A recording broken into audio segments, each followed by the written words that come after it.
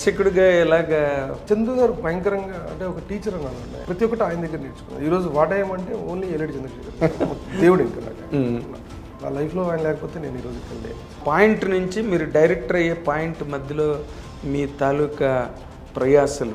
And Rama Rajamouli గారు ఒక 1 lakh ఇచ్చారు నాకు, ఇంకా నేను తిరిగి ఇవ్వలేదు. అడగలేదా మరి? ఆవిడ ఎందుకు అడుగుతారండి? అది మీకు ఇద్దామని అనిపించలేదు? తీర్చుకోవాలనే రుణం కాదండి, అలా రుణం అలా ఉంటేనే బాగుంటుంది. ఉంటే బాగుంటుంది. కానీ కష్టం మొత్తం కూడా అందాల రాక్షసి తర్వాత పడ్డాను. ఎలా? అప్పుడు ఏదో బాగా తీసేవు అని అందరూ అన్నారు, కానీ ఇప్పుడున్న కల్ట్ స్టేటస్ ఆ రోజు లేదండి. రిలీజ్ అయింది అప్పుడు అంత గుర్తించలేదు. మరి మధ్యలో నానికి ఎలా కనెక్ట్ అయ్యారు సార్ మీరు? నేను అందాల రాక్షసి కథ కూడా నానికి చెప్పాను. నార్మల్గా నానికి చెప్పారన్నమాట నేను మొదటిసారి వింటున్నా. అందాల రాక్షసి కథ ముందు నేను ఎప్పుడు తెలియదు, ఎక్కడ చెప్పలేదు కూడా, ఎవరికి తెలియదు. అంటే ఇప్పుడు సందర్భం వచ్చింది. ఎస్, కానీ why he did not do it?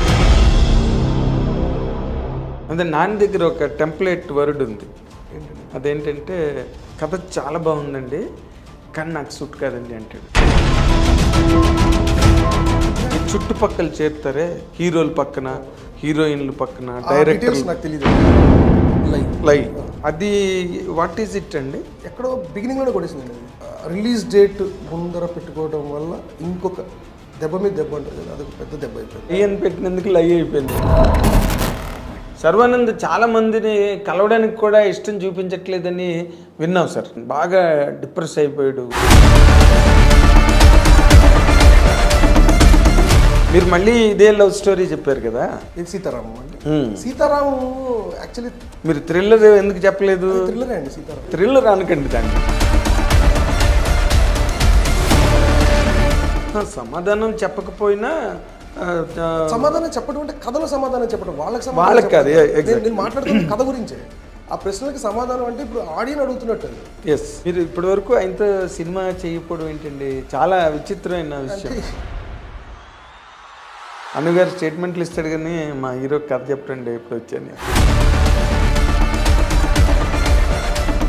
But మాకు తెలిసినంత వరకు చిన్న ఉప్పు ప్రభాస్కి మీరు కథ చెప్పారు అన్నది ఒక్క పాయింట్ మాత్రం మేము విన్నాం. అది ఎంతవరకు నిజమో మాకు తెలియదు. ఆదిపురుష్ మీద మీ తాలూకా ఒపీనియన్ ఏంటి? ఇప్పుడు జనరేషన్కి నాకు తెలిసి ఈ ఆదిపురుషే Ramayanam.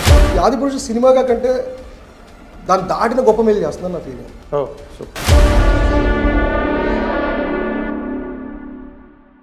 Welcome to our dear viewers of iDreams. This is a special guest today. And ప్రేమ కథలతో చరిత్రను సృష్టించి అందులో కూడా సీతారామన్ సినిమాతో సరికొత్త చరిత్రను సృష్టించిన సుప్రసిద్ధ దర్శకుడు, champion of love making on screen, our Hanu Raghavapudi గారు ఇప్పుడు మనతో ఉన్నారు. నమస్తే sir. Welcome to iDreams interview అండి. Thank you very much for accepting our offer. అంటే బేసిక్గా మిమ్మల్ని ఎప్పుడు కలిసినా నేను అడుగుదాం అనుకునే ఒక నన్ను రేకెత్తించే ప్రశ్న ఒకటి ఉన్నది. మీరు నార్మల్గా ఎప్పుడు లవ్ సబ్జెక్ట్స్నే ఎక్కువ హ్యాండిల్ చేస్తారు. దీనికి కారణం మీరు లవ్లో ఫెయిల్ అయ్యారా లేకపోతే లవ్లో సక్సెస్ అయ్యారా? What is the element really that inspired to come in to this genre sir? First అందాల రాక్షసి స్టార్ట్ చేయడం అనేది పెద్ద కాకతాళీయంగా జరిగిందండి. అది ఓకే. అంటే నేను ఫస్ట్ ఏంటంటే అసలు నాకంటూ లవ్ స్టోరీస్ ఏం లేవు, అట్లా ఫెయిల్యూర్ లవ్ స్టోరీ అటెంప్ట్ లేదు దాంట్లో. ఇంకప్పుడు ఫెయిల్యూర్ ఉండే అవకాశం లేదు. అదేలేండి, అటెంప్ట్ లేదు ఇంకా అదే కదా. సో నేను at the age of 19 years అప్పుడు వచ్చానండి ఇండస్ట్రీకి. ఆల్మోస్ట్ 19-20 ఏలడి చంద్రశేఖర్ గారి దగ్గరికి. ఓకే. జస్ట్ పీజీలో జాయిన్ అయ్యాను. అలాగా కొంచెం 2 years ఎర్లీ ఎడ్యుకేషన్ అది ఓవరాల్గా. సో ఫస్ట్ సెమిస్టర్ అయిపోయింది. సెకండ్ సెమిస్టర్ టైంలో నేను ఏలడి చంద్రశేఖర్ గారి దగ్గరికి వచ్చాను. ఇంకప్పటి నుంచి చాలా చాలా బిజీగా ఉండేవాడు, ఆక్యుపైడ్ కంప్లీట్గా. అంటే ఆయన దగ్గర వర్క్ అసలు టైం అనేది తెలియదు, 24/7 ఉంటుంది. ఎందుకంటే ఆయన పడుకోడు, చాలా హెవీ థాట్ ప్రాసెస్ ఉంటుంది ఆయన ఫిల్మ్ మేకింగ్లో. ఓకే. నేను ఎక్కడ కొత్తగూడెం నుంచి వచ్చాను ఇక్కడికి. చిన్న రైటింగ్ ఇన్ఫ్లుయెన్స్ తప్పించి పెద్దగా ఏమీ లేదు నా దగ్గర. అంటే డైరెక్టర్ అవ్వాలన్న థాట్ కూడా నాకు డిగ్రీ అయిపోయిన తర్వాత వచ్చిన ఆలోచన. దాని చిన్నప్పటి నుంచి ఏదో ఉన్న ఆలోచన కూడా ఏం కాదు. మరి ఏ కారణం చేత ఇండస్ట్రీలోకి వచ్చేది? ఉద్యోగం చేయడం ఇష్టం లేక వచ్చానండి యాక్చువల్గా. ఎందుకంటే చిన్నప్పటి నుంచి రైటింగ్ అలవాటు ఉండేది. అంటే స్టోరీస్ రాసేవాడిని, పోయిటరీ రాసేవాడిని. ఇంకా డిగ్రీ అయిపోయింది. డిగ్రీ అయిపోయిన తర్వాత మాకు చాలా మధ్యతరగతి కుటుంబం. ఒక రకంగా చెప్పాలంటే బిలో మిడిల్ క్లాస్. ఫాదర్ ఏం చేసేవారండి? మా నాన్నగారు సింగరేణి కాలేజ్లో చేసేవారు. సింగరేణి. మా అమ్మగారేమో జ్యుడిషియల్ డిపార్ట్మెంట్. ఓకే. కోర్టులో. సో బోత్ ది పేరెంట్స్ ముగ్గురం బ్రదర్స్ మేము. సో అంత హోల్ బేసే మొత్తం ఎడ్యుకేషన్ ఉండేది. అదే. సో చిన్నప్పటి నుంచి అదే థాట్ ఉండేది, కానీ అంతే ఎందుకు ఎప్పుడు కూడా అటు సైడ్ వెళ్ళలేదు థాట్. అంటే లవ్ చేయటం ఆ ప్రాసెస్, ఎందుకు ఆ ప్రాసెసర్ లేదు నాకు. అదే ఆ స్కూలే లేదు, థాట్ లేదు అసలు. సో వచ్చిన దగ్గర నుంచి బిజీగానే ఉండేవాడిని. అంటే ఏదైతే ఏజ్ అంటారో ఆ ఏజ్ మొత్తం కూడా నేను I spent working in films basically. So అది కూడా చాలా చాలా హార్డ్ వర్క్ ఉండేది ఆయన దగ్గర. అప్పుడే కొత్తగా రావటం నేర్చుకోవటం కదా. అంటే చిన్నప్పటి నుంచి ఉన్న థాట్ అయితే నాకు ఒక థాట్ పెరిగి ఉండేది ఆల్రెడీ. అంటే జీరో నుంచి మొదలు పెట్టాల్సింది. So more over international films అన్ని ఆయన దగ్గర చాలా డివిడీస్ ఉండేవి, సిడీస్ ఉండేవి చంద్రగారి దగ్గర, అవి చూడటం. అక్కడ ఫ్రిబ్జీ అని ఒకటి ఉండేది, వీడియో పార్లర్ ఉండేది పంజాబ్ దగ్గర. ఫిబ్జియో సంథింగ్ పేరు గుర్తులేదు. సో అక్కడి నుంచి డివిడీస్ తెచ్చుకోవడం, డైలీ మినిమం ఒక 2-3 ఫిల్మ్స్ చూసేవాళ్ళం. సో అలా బిజీ అయిపోయింది తప్పించి థాట్ ఎప్పుడు రాలేదు అసలు అలాగా. ఇకపోతే ఇక లవ్ స్టోరీసే చేయటం అనేది కాకతాళీయం నేను చెప్పాను. యాక్చువల్గా నేను ఫస్ట్ నేను రాసింది ఒక మంచి క్రైమ్ కామెడీ రాశాను. ఫస్ట్ ఫిల్మ్ చేద్దాం అనుకున్నాను. నా ఫ్రెండ్ సుధీర్ అని ప్రొడ్యూసర్ అనమాట. ఇద్దరం కలిసి మొదలుపెట్టాం. బట్ అది కథ రాసేసి అంతా అయిన తర్వాత అది కొంచెం ఎందుకు బడ్జెట్ పెద్దదైపోద్దేమో అనిపించింది. అంటే ఆల్మోస్ట్ అప్పట్లోనే అది ఒక 6 crores టచ్ అయిపోద్ది, 5 crores దాకా అయిపోతుంది. అది యాక్చువల్గా ఐడియా ఏంటంటే ఒక 2.5-3లో తీయాలి సినిమా అనేది. అదే అలివి, అంతకుమించి అలివి లేదు సుధీర్ కూడా. సో ఇంకా లవ్ స్టోరీ అయితే బెటర్ ఆప్షన్ అని చెప్పి అనుకోవడం జరిగింది. సో ఎప్పుడో నేను చిన్నప్పుడు రాసుకున్న ఒక చిన్న పోయిటరీ థాట్ని నేను దాన్ని ఎక్స్పాండ్ చేసి స్టోరీ చేశాను, అందాల రాక్షసి. ఓకే. సో అదేంటంటే ఎర్త్ సన్ మూన్ మధ్యలో ఒక లవ్ స్టోరీ, దాని metaphor. Okay, earth sun moon వీటి మధ్యలో ఒక ప్రేమ కథ ఉంటే ఎలా ఉంటుంది సో అనేది అందాల రాక్షసి మెయిన్ మెటఫర్ ఐడియా. సో దాన్ని ఎక్స్పోజ్ చేస్తూ కథ రాశాను, అలా సినిమా చేశాను. సో అది కంటిన్యూ అయింది అలాగంతే. ఓకే.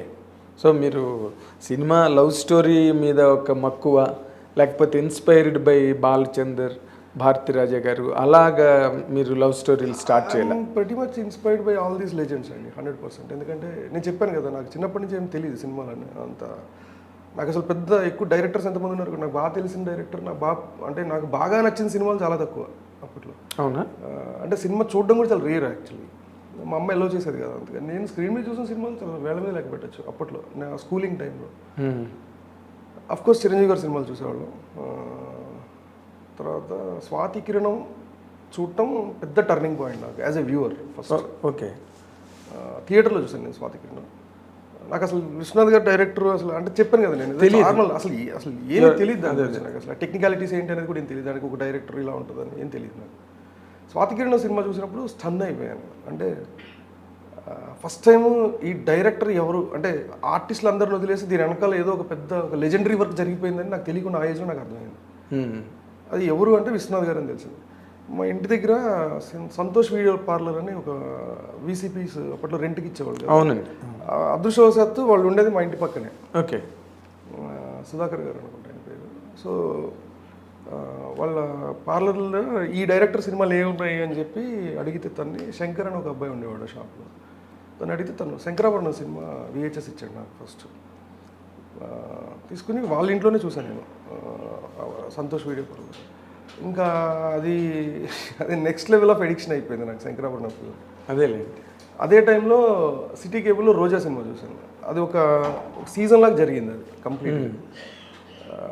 అదొకటి స్టన్ అయిపోయింది సినిమా. సో దాని తర్వాత నాకు మణిరత్నం గారు, విశ్వనాథ్ గారు చాలా చాలా అంటే అడ్మైర్ చేసే ఇది అయిపోయింది మొత్తం అంతా. ఇంకా తర్వాత నేను విశ్వనాథ్ గారి సినిమాలు అన్నీ చూశాను, మణిరత్నం గారి సినిమాలు చూశాను మొత్తం అంతా. అలా చూసిందే మౌన్ రాగం ఇవన్నీ ఆ టైంలో. అదే మొదటి సినిమాలో నాకు అసలు తెలియదు. రోజా తర్వాత వెనకాల సెర్చ్ అంతా, ఇది స్వాతి కిరణం తర్వాత వెనకాల సెర్చ్ ఏం చేశాను అది ఉండేది అంతే as a viewer. But writing అలవాటు ఉండేది. తర్వాత డిగ్రీకి వచ్చిన తర్వాత దెన్ ఐ డిసైడెడ్ అంటే ఇంకా జాబ్ దీని తర్వాత చదువు అంతా కూడా ఉద్యోగానికి డైవర్ట్ చేస్తుంది తప్పించి డైరెక్షన్ అంతా అటే వెళ్తుంది దారి. అవును. నాకు ఇంట్రెస్ట్ లేదు అసలు, జాబ్ చేసే ఉద్దేశం లేదు అసలు, అలవాటు లేదు, అంటే అంత పేషెన్స్ లేదు నాకు. ఫస్ట్ ఇంకేం చేయగలం అనుకున్నప్పుడు చిన్నప్పటి నుంచి ఉన్న రైటింగ్ ప్యాషన్ తోటి రైటింగ్ అలవాటు ఉండేది చిన్నప్పుడు. ఓకే. సో ఇక దాని డెస్టినేషన్ కథలు ఈ పత్రికలకి అదే మీ సొంతానికి రాసుకున్నారు. ఓకే. ఎటు అది చిన్న హాబీలాగా అలవాటైంది అంతే, అంతకుమించి ఇంకేం లేదు. పత్రికలకి రాసేంత రాయలేదు నేను. సో డిగ్రీ అయిపోయిన తర్వాత దెన్ ఐ డిసైడెడ్ ఓకే అన్ని నదులు సముద్రంలో కలుస్తాయి అన్నట్టు ఆ రచన, నా ఆలోచన రాస్తున్న ఆ థాట్ నన్ను ఇండస్ట్రీకి తీసుకొచ్చింది. ఓకే. అలా నేను ఫస్ట్ కలిసిన వ్యక్తి ఏలేటి చంద్రశేఖర్ గారు. ఓకే. ఆయన నా చాలా ideas వెంటనే ఇమీడియట్గా అయిపోయిందండి రాగానే? లేదండి, ఒక 1 month ఆయన కంటిన్యూస్గా నేను చాలా ఎకడమిక్స్ చాలా బాగుండేవాడిని నావి, ఆల్మోస్ట్ 90% ప్లస్. ఆయన చాలా ఇబ్బంది పడ్డారు, ఎందుకమ్మా ఇంత పెట్టుకుని అనవసరంగా ఇక్కడికి వచ్చి ఇప్పుడు చేసుకుంటామేమో ఒకసారి ఆలోచించుకుంటే, మీరు వద్దంటే ఇంకొని ట్రై చేస్తాను తప్పించి వెళ్ళిపోవడం లేదు. అంటే నాకు ఉద్యోగం చేయడం ఇంట్రెస్ట్ లేదు అంతే, అదేలే. నేను ఏం చేయలేను అంటే ఉద్యోగం చేయడం ఇంట్రెస్ట్ లేదు, దీని మీద ప్యాషన్ ఉంది. సో ప్యాషన్ కూడా అంత స్ట్రాంగ్ ఉందని నేను చెప్పలేనండి. చెప్పలేదు. స్టార్టింగ్లో అంత డైరెక్టర్ అయిపోవాలని అంత జీల్ ఉద్యోగం మీద ఉన్న విరక్తి, నాకున్న ఏకైక అవకాశం ఇటు రైటింగ్ రావటం వల్ల నాకున్న హాబీనే ఇప్పుడు నేను ప్రొఫెషన్ చేసుకోవాలి తప్పించి వేరే ఆప్షన్ లేదు అన్నది. కాకపోతే తర్వాత ఆ జర్నీలో ఆ 1 month ఆయన డైలీ కలవటం, దీంతో నాకు కొంచెం పెరిగింది దాని తర్వాత. సో ఆయన చెప్పి చాలాసార్లు పాప నాకు చెప్పడానికి ట్రై చేశారు, వద్దు అనవసరం ఇవన్నీ చాలా పెద్ద చాలా జర్నీ ఉంటుంది దీంట్లో, ఒకసారి ఆలోచించుకో. ఆయనకి నా కుటుంబ నేపథ్యం అంతా చెప్పాను నేను అప్పుడు, ఇన్ని పెట్టుకొని నీకు ఎందుకు ఇప్పుడు అనవసరంగా అని. ఆయనే ఒక ఐడియాస్ నా కథలన్నీ విన్నారు ఫస్ట్. తర్వాత ఎవ్రీ వీక్ కలిసేవాళ్ళు ఆయన. నేను దిల్సుఖ్ నగర్లో ఉండేవాడిని, పిలిచేవాళ్ళు పాపం ఆయన ఫ్రీగా ఉన్నప్పుడు. ఫైనల్గా ఆఫ్టర్ 1 month ఈ సెడ్ ఎస్ ఓకే, నువ్వు ఏదో తొందరగానే క్రాక్ చేసేలాగున్నావు ఈ మిత్ని దా అన్నారు. అలా ఆయన దగ్గర జాయిన్ అయ్యాను. ఇంకా నేను ఎవరి దగ్గర చేయలేదండి. అంటే ఇప్పుడు ఈ పర్టికులర్ ఈ ప్రాసెస్లో మీ పేరెంట్స్ మిమ్మల్ని? మా అమ్మ అసలు మాట్లాడలేదండి నాతో, ఒక 1 year మాట్లాడలేదు. ఎందుకు ఇందులోకి వచ్చినందుకు? అసలు అంటే నోవేర్ వచ్చాను నేను, అంటే వెనకాల ఎవరు తెలీదు, ముందు ఎవరు లేరు అసలు ఫ్యామిలీస్లో కానీ ఎక్కడ కూడా. అలా వచ్చాను నేను. మా అమ్మ అసలు మాట్లాడలేదు నాతో ఒక 1 year. నాన్నగారు? మా నాన్న ఓకే, మా నాన్న కొంచెం లైట్, ఏది నచ్చితే అలా ఉండాలి కానీ ఏముంది ఉద్యోగం అన్నట్టు ఉండేవాళ్ళు. మా అమ్మ అసలు మాట్లాడలేదు, ఎందుకంటే ఏదో మేము చదివి ఉద్యోగం చేసేస్తాం అనుకుంది. అన్నయ్య అలాగే సెటిల్ అయిపోయి, అంటే మిడిల్ క్లాస్ మెంటాలిటీ అట్లాగే ఉంటుంది కదా. ఇప్పుడు చదువుకుని ఏదో ఒక ఉద్యోగంలోకి వెళ్ళి, ఆవిడ తప్పు కదా అది, సరే సంబంధం లేకుండా ఏదో చేస్తానంటే ఎవరికైనా భయం వేస్తుంది కదా, రిస్క్. సో ఆ భయం. అన్నయ్య సపోర్ట్ చాలా ఉండేదండి. తమ్ముడప్పుడు పుట్టపర్తిలో చదువుతూ ఉండేవాడు. So okay. సో అలాగ వచ్చిన ఈ ప్రయాణం మరి దర్శకుడిగా ఎలాగా? చందు గారు భయంకరంగా, అంటే ఒక టీచర్ అనాలండి ఆయన్ని. ఓన్లీ అంటే అప్పట్లో అలా ఉండేది, అంటే అసిస్టెంట్ డైరెక్టర్ అంటే అది చాలా బాధ్యత కూడుకున్న పని. అసిస్టెంట్ డైరెక్టర్ అంటే చాలా వర్క్ ఉంటుంది. అండ్ ఆయన దగ్గర ఇంకా ఎస్పెషల్లీ ఆయన దగ్గర ఇంకా చాలా ఎక్కువ ఉంటుంది. అంటే డైరెక్షన్ డిపార్ట్మెంట్ వర్క్ మొత్తం టోటల్ అసిస్టెంట్ డైరెక్టర్ మీద ఉంటుంది. అండ్ ఆయన ఫ్రీ హ్యాండ్ ఉండేదండి ఆయన దగ్గర. అంటే ఆయన ప్రతి ఒక్కటి ఆయన దగ్గర నేర్చుకున్నది. ఈరోజు వాడేయమంటే ఓన్లీ ఏలేటి చంద్రశేఖర్ గారు అంతేనా? ఇంకా వేరే సర్వం ఆయనకే. ఓకే.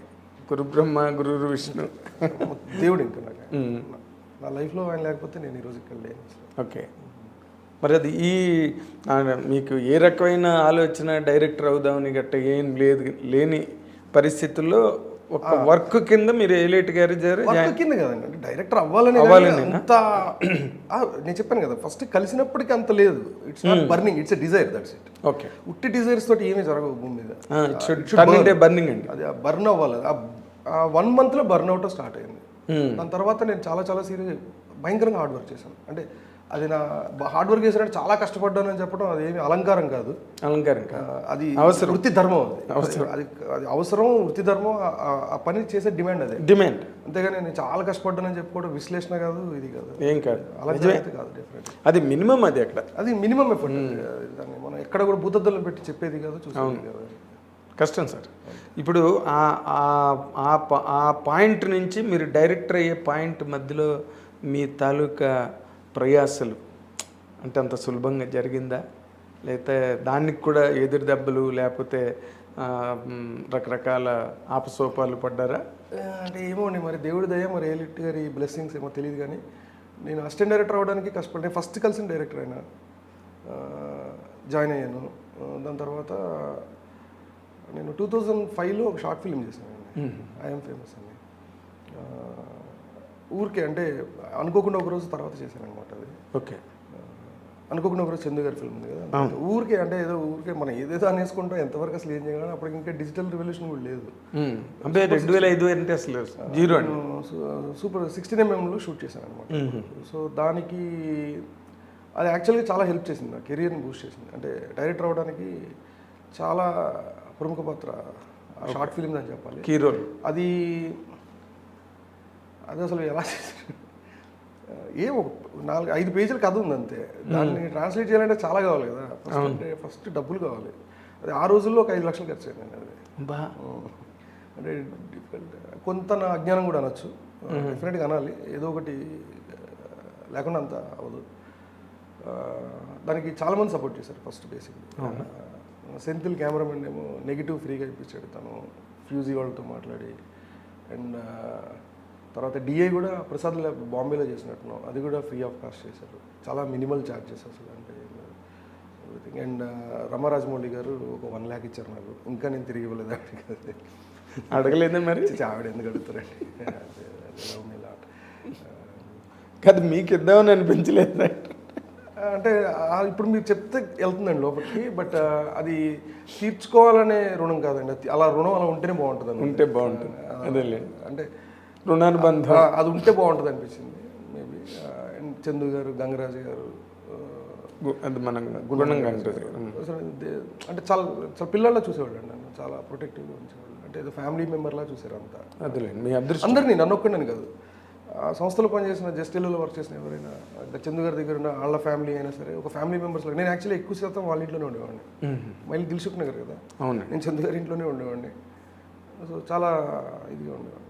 సో అలా జరిగింది. అది చాలా పెద్ద హెల్ప్ అయిందండి ఆ షార్ట్ ఫిల్మ్ బేసిక్గా. అది అందరికీ నచ్చడం, అంటే ఓకే వీడు ఉట్టి మాట్లాడగలలే, వీడు తీయగలలే, వీడు చెప్పేది ట్రాన్స్లేట్ చేయగలడు అన్న ఒక థాట్ తీసుకొచ్చింది. దాని తర్వాత జర్నీ స్టార్ట్ అయింది. అంటే ఫస్ట్ ఫిల్మ్ డైరెక్షన్ కూడా పెద్ద కష్టపడింది ఏం లేదు. ఓకే, కానీ కష్టం మొత్తం కూడా అందాల రాక్షస్ తర్వాత పడ్డాను. ఎలా? అది అప్పుడు ఏదో బాగా తీసేవు అని అందరూ అన్నారు, కానీ ఇప్పుడున్న కల్ట్ స్టేటస్ ఆ రోజు లేదండి రిలీజ్ అయినప్పుడు ఆ సినిమాకి. ఇప్పుడు అందరు చెప్తున్నారు కానీ చాలా అద్భుతమైన సినిమా అంటారు. బట్ దాని అప్పుడు అంత గుర్తించలేదు బేసిక్గా. కొంచెం స్ట్రగుల్ మొత్తం అప్పుడు పడ్డాను. ఆఫ్టర్ అందాల రాక్షసి ఒక 2 years చాలా ఇబ్బంది పడ్డాను. ఓకే, అంటే అదే నేను ఎందుకంటే ఇబ్బంది అంటే ప్రతి ఒక్కరు పడేదండి. అది పెద్ద అదే చెప్తున్నాను కదా, కోర్ట్స్లో పెట్టేది రైట్. అదేదో చాలా గ్రేట్ అచీవ్మెంట్ కింద లేకపోతే ప్రైడ్ కింద కాదు, కానీ బట్ సినిమా ఇండస్ట్రీలో ఒక డైరెక్టర్ అవడానికి పురిటి నొప్పులు చాలా ఉంటాయి. జస్ట్ లైక్ దట్ ఏది జరగదు. ఏం సార్?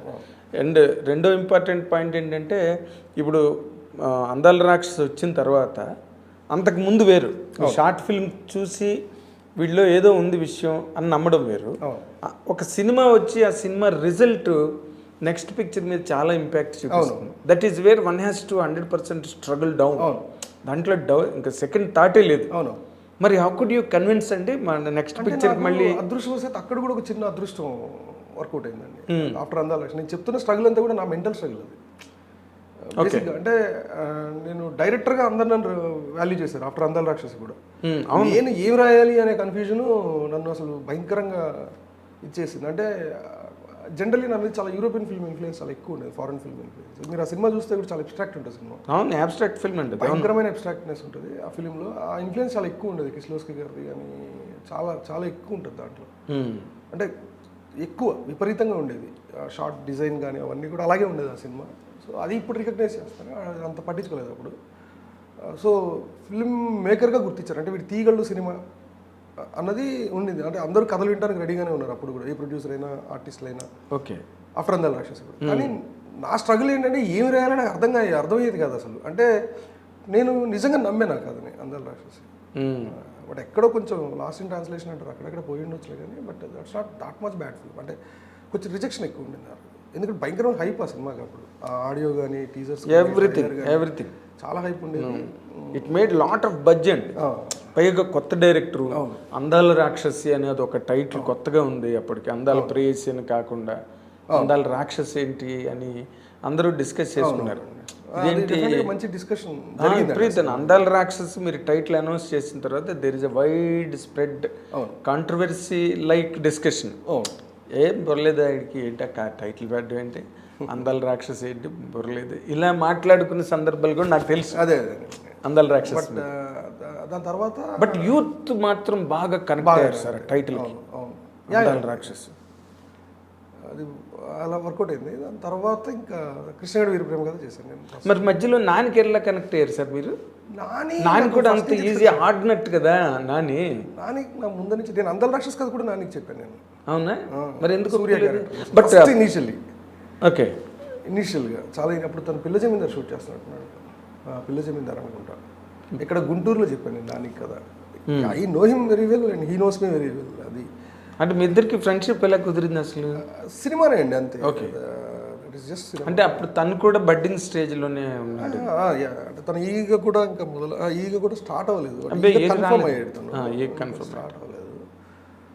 సో ఆ టైంలో కలిసాను నేను ఫస్ట్.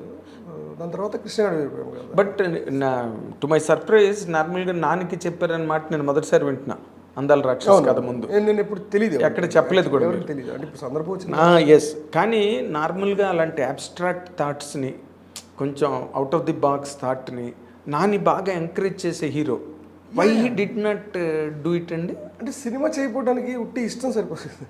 సినిమా చేయడానికి ఉట్టి ఇష్టం సరిపోదు, చేయకపోవడానికి ఉట్టి ఇష్టం సరిపోదు. సో దానికి చాలా కావాలి. తను ఎలా చూద్దాం అనుకుంటున్నాడు అనేది కూడా చాలా ఇంపార్టెంట్ కదా. ఫస్ట్ ఆఫ్ ఆల్ బేసిక్లీ అది చాలా చాలా ఇంపార్టెంట్. అంటే నాని దగ్గర ఒక టెంప్లెట్ వర్డ్ ఉంది. ఏంటంటే అదేంటంటే కథ చాలా బాగుందండి కానీ నాకు సూట్ కాదండి అంటాడు. అది తన టెంప్లెట్ కదండి, తను అనిపిస్తేనే చెప్తాడు. That's what it is, mental template చెప్తాడు. That is mental template. ఇంకా దాంట్లో అసలు no second thought, no compromise. నానికి మంచి జడ్జిమెంట్ ఉంటుంది. ప్రూవ్ అవుతున్నది కదండి. అది ఇంకా చాలా ఉన్నాయి, ఇంకా చాలా ఉన్నాయి. వెరీ సూన్ చూస్తారు. ఎందుకంటే తన థాట్ ప్రాసెస్ నాకు తెలుసు క్లియర్గా. ఓకే, ఎలా ఉంటుందని. తన డైమెన్షన్స్ కంప్లీట్లీ డిఫరెంట్ అసలు. అంటే తను చూసే విధానమే వేరు. చాలా అది చాలా గొప్పగా ఉంటుంది. లేకపోతే జెర్సీ ఇలాంటి సినిమాలు బయటకు వచ్చాయి. 100% రాదండి, 100%. అదే ఇందాక what is it that has stopped Nani అందాల రాక్షసి చేయకపోవడానికి? అంటే ఫిజికల్ రీజన్, ప్రాక్టికల్గా ఏమో అండి, ఎగ్జాక్ట్ తెలియదు నాకు. కథ అయితే నచ్చింది తనకి 100%. అంటే మీతో ఏం షేర్ చేసుకున్నాడు? నేను ఎక్కడ హోటల్లో చెప్పాను, నేను మొత్తం కథ చెప్పాను. చెప్పిన తర్వాత కథ చాలా బాగుంది అను, బట్ ఒక్కసారి ఆలోచిస్తాను, ఇవాళ చేస్తాను అని చెప్పను, అలానే చేయట్లేదు అని చెప్పను. నాకు ఒక నైట్ టైం ఇవ్వు, ఇవాళ నేను ఆలోచిస్తాను. ఈ షూటింగ్ ఆ టైంలో పిల్ల జమీందార్ టైంలో. ఓకే, అదే మన చావల షోక్ది గుంటూరులో జరుగుతుంది. పిల్ల జమీందారే అనుకుంటాండి. పిల్ల జమీందారే అనుకుంటా. నాకు కరెక్ట్ సినిమా అయితే తెలియదు, బట్ గుంటూరులో కలిసాను ఎంత అదైతే గుర్తుంది. So some reason maybe. అంటే నెక్స్ట్ మళ్ళీ ఏం చెప్పలేదా మీకు? చెప్తానన్నాడు కదా. చెప్పాడు. ఇంకో నేను కరెక్ట్ కాదేమో అనిపిస్తుంది అన్న ఫీలింగ్. ఓకే. తను చాలా వెళ్ళింది. దాని తర్వాత కూడా నేను చాలాసార్లు మాట్లాడాను తనతో, వెరీ క్లోజ్ టు మీ. అదే తర్వాత కృష్ణగాడు విరిపోయిన తర్వాత చేద్దాం అనుకున్నాం. కృష్ణగాడు విరిపోయాం కదా, ఇద్దరం మాట్లాడుతూ బిల్డ్ చేసిన కథ అది. లిటరలీ చెప్పాలంటే ఒక ఐడియా లెవెల్ నుంచి దాన్ని అక్కడ దాకా తీసుకెళ్ళింది. ఊరికి సరదాగా సాయంత్రాలు కూర్చొని మాట్లాడుతూ అది అలా ఎవాల్వ్ అయిపోయింది కదా. ఓకే, అంటే మీకు మీ మీద ఉన్న అభిమానంతో అనురాఘవపూడికి నేను సినిమా చెయ్యాలన్నట్టుగా అది అలా కాదు. అసలు అనురాఘవపూడికి సినిమా చేయాలని కానీ, అనురాఘవపూడికి అవకాశం ఇవ్వాలని కానీ, అనురాఘవపూడికి హిట్ ఇవ్వాలని కానీ ఎవరు అనుకోరు. అంటే చిన్న ఎలిమెంట్ ఆఫ్ ఫ్రెండ్షిప్ ఉంది కదా. క్రియేటివ్ బాండ్ అయితే ఎప్పుడు ఉంది. అది ఎప్పుడు ఉంది, ఇప్పుడు కాదు, ఎప్పుడు ఉంది. అది ఇప్పుడు ఉంటుంది, ఎప్పటికీ ఉంటుంది. ఎందుకంటే నాకు చాలా ఇష్టమైన వ్యక్తి నాని. మీరు పదే చాలా ఇంటర్వ్యూలో నాని గురించి చెప్పారండి. నానిలోని మీకు అంత బెస్ట్ క్వాలిటీ ఏంటంటే అంత అడ్మైర్ చేయడానికి నానిని యాజ్ ఎ పర్సన్ కావాలి, నాకు యాజ్ అన్ యాక్టర్ కావాలి. యాజ్ అన్ యాక్టర్ లెజెండ్ అండి తను. అవునా? లెజెండ్ అంటే ఇంకా తనకి ఫుల్ పొటెన్షియల్ చూడలేదని నా ఫీలింగ్. ఓకే, ఇంకా ఫుల్ పొటెన్షియల్ చూడలేదండి తనది ఎవరు కూడా. ఆయన నమ్మకం ఎందుకో, ఎందుకంటే తన థాట్ వేరు కంప్లీట్గా. ఎందుకంటే తను ఇప్పుడు ప్రతి ఒక్కళ్ళకి ఫిలిం అనేది కాదు, ఏదైనా సరే మన జీవితంలో ఏది అనేదానికి ఒక టేస్ట్ అనేది ఉంటుంది. ఆ టేస్ట్కి తగ్గ చాయిసెస్ ఉంటాయి. తన చాయిస్ ఆఫ్ ఫిలిమ్స్, తనకి నచ్చే సినిమాలు, తనకు నచ్చే పర్సనాలిటీస్, ఫిలిం లెజెండ్స్ అందరూ చాలా చాలా క్వాలిఫైడ్ అనమాట. అంటే స్కాలర్స్ అనొచ్చు వాళ్ళందరినీ. అలాంటి వ్యక్తులు వాళ్ళ గురించి ఊరికే నచ్చటం కాదు, తను వాళ్ళ సినిమాల్ని షార్ట్ టు షార్ట్ చెప్పగలడు, వాళ్ళు చేసిన సినిమాల్ని. ఓకే, బికాస్ తను డైరెక్షన్ డిపార్ట్మెంట్లో యాక్చువల్గా నాని డైరెక్షన్ చేసి ఉంటే చాలా బెస్ట్ డైరెక్టర్ అయినాడు. మరి అతనికి ఎందుకండి ఆ డీవియేషన్ వచ్చింది? డీవియేషన్ కాదు, అంటే తను ఏమనుకొని ముందర మొదలుపెట్టాడో నాకు తెలియదు. అంటే తను ఫస్ట్ యాక్టర్ అవుదాం అనుకుని డైరెక్షన్ డిపార్ట్మెంట్లో చేసాడు ఆ వర్క్, ఆ డీటెయిల్స్ నాకు తెలియదు, ఎందుకంటే అది ఎప్పుడు డిస్కస్ చేసుకోలేదు. అదే, బట్ తను చాలా ఫెంటాస్టిక్ డైరెక్టర్ అయ్యి ఉందండి తనకి. కోన వెంకట దగ్గర పనిచేసేవాడు అనుకుంటా అతను. శ్రీను వైట్ల గారి దగ్గర చేశాడు. శ్రీను వైట్ల అదే కదా, శ్రీను వైట్ల కోన వెంకట అంటే కాంబినేషన్ కదా వాళ్ళ. కరెక్ట్ తెలియదు, నాకు చెప్పాడు కోన వెంకట గారు ఒకసారి. ఎప్పుడు అందరూ వెళ్ళిపోయినా ఏదో రాసుకుంటుండేవాడు కూర్చుని. మంచి రైటర్, తన దగ్గర కొన్ని కథలు ఉంటాయి తను రాసినవి, సూపర్గా ఉంటాయి. చాలా మంచి రైటరు, డెఫినెట్గా చాలా మంచి డైరెక్టర్ అండి, అందులో అయితే డౌట్ లేదు. డైరెక్టర్ మరి అసలు మీకు ఎప్పుడైనా అన్నాడా ఎందుకు డైరెక్టర్ అవ్వలేదు హీరో అంటే? ఆ డిస్కషన్ ఇప్పుడు అది ఎప్పుడంటే తన చాయిస్ రాంగ్ అయితే ఆ డిస్కషన్ వస్తాయి ఎప్పుడైనా. కరెక్ట్, తను తప్పు చేసి ఉండే, బట్ తను is proving himself every film, is growing every day. ఇప్పుడు ఎందుకన్నానంటే ఆ డిస్కషన్ లేదు అంటే. అవును, చక్రవర్తి గారు సంగీత దర్శకుడు అవ్వాలా డైరెక్టర్ అవ్వాలా, అతను డైరెక్టర్ అవ్వాలని కోరిక ఎక్కువ ఉండేదంట, మ్యూజిక్ డైరెక్టర్ చక్రవర్తి. కానీ బాలు గారు పట్టుకుని డైరెక్టర్ ఎప్పుడైనా వచ్చరా నువ్వు, సంగీత దర్శకుడు అవు నువ్వు అని చెప్పి ప్రోద్బలం చేసి మ్యూజిక్ డైరెక్టర్ చేసాడు అంటారు. There friendship. సో ఇప్పుడు ఇక్కడ నాని మీరు యాక్టర్గా చెప్పారు, వ్యక్తిగా మీకు నానిలో బాగా నచ్చే విషయం ఏంటంటే? సూపర్ బెస్ట్ పర్సన్ అండి తను. అవునా? అంటే is always there for everyone, తన ఫ్రెండ్స్కి కానీ ఎవరికైనా. తనకేమి తన హీరో అని తనకు తెలియదు అసలు. First is just a person అనుకుంటాడు, వెరీ డౌన్ టు ఎర్త్, ఎవరికైనా హెల్ప్ చేస్తాడు. అదే నేను క్వాలిటీయే వేరు, అసలు అది ఉండదండి. అంటే అసలు తెలియదు తనకి. అవునా? అంటే అహం అంటని వ్యక్తి, అహం లేని వ్యక్తి. అంటలా లేకపోవడం వేరు, అంటకపోవడం వేరు. దానికి పూర్తి ఆస్కారం ఉంది. ఇప్పుడు దాని చుట్టుపక్కలే ఉంటుంది అహం. ఇది ఒక స్థాయి వచ్చిన తర్వాత. అంటకపోవడం అంటే అది తన వ్యక్తి. ఇప్పుడు తనకున్న లేకపోయినానండి చుట్టూ చేరిన వాళ్ళు ఉంటారు చూసారా, వాళ్ళ వల్లే సినిమా ఇండస్ట్రీలో చాలా మంది, నా అనుభవంలో నేను చూసిన వాళ్ళు చాలా మంది చెడిపోవడానికి కారణం ఈ చుట్టుపక్కల చేరుతారే, హీరోల పక్కన, హీరోయిన్ల పక్కన, డైరెక్టర్స్. నాకు తెలియదండి ఇన్ జనరల్. ఇప్పుడు మీరు ఇందాక చెప్పిన దాన్ని నేను కొంచెం ఎలాబరేట్ చేశాను. అది నాకు తెలియదు కానీ, బట్ తను ఎప్పుడు సోలో అండి, లోన్ పర్సన్. తను ఎక్కువ లోన్ పర్సన్ బాగా. ఎప్పుడు నాకు తెలిసి షూటింగ్ లేకపోతే ఆఫీస్లో కూర్చొని కథలు వింటాడు, లేకపోతే సినిమా చూస్తాడు, అంతే. అంతే, nothing more than that. Okay. అంటే తను ఎప్పుడు సినిమాతోటే ఉంటాడు, అసలు సినిమాకి బయట ఎప్పుడు లేడు తను. Okay.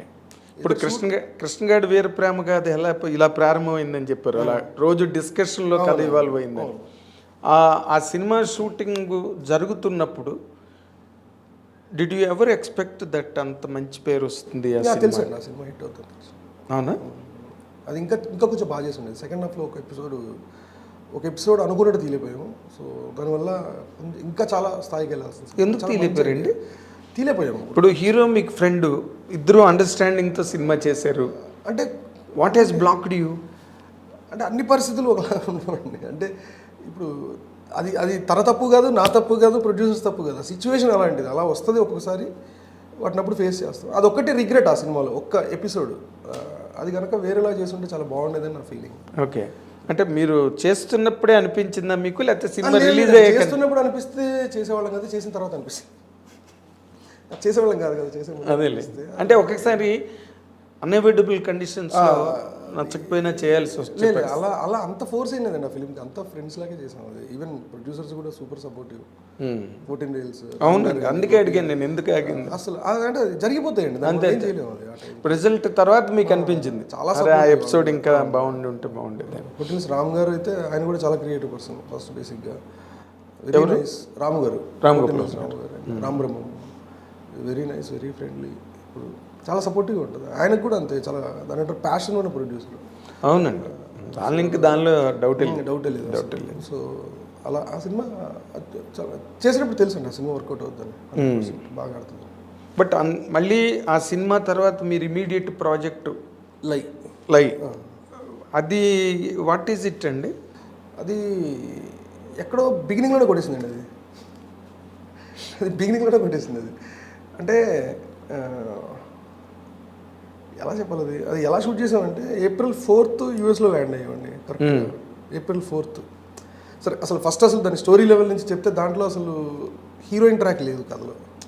That story is about one villain, one hero. Hero అంటే ఒక మాస్టర్ ఆఫ్ డిస్గైజ్, ఒక దొంగ, లిటరలీ వీళ్ళిద్దరి మధ్యలో కథ.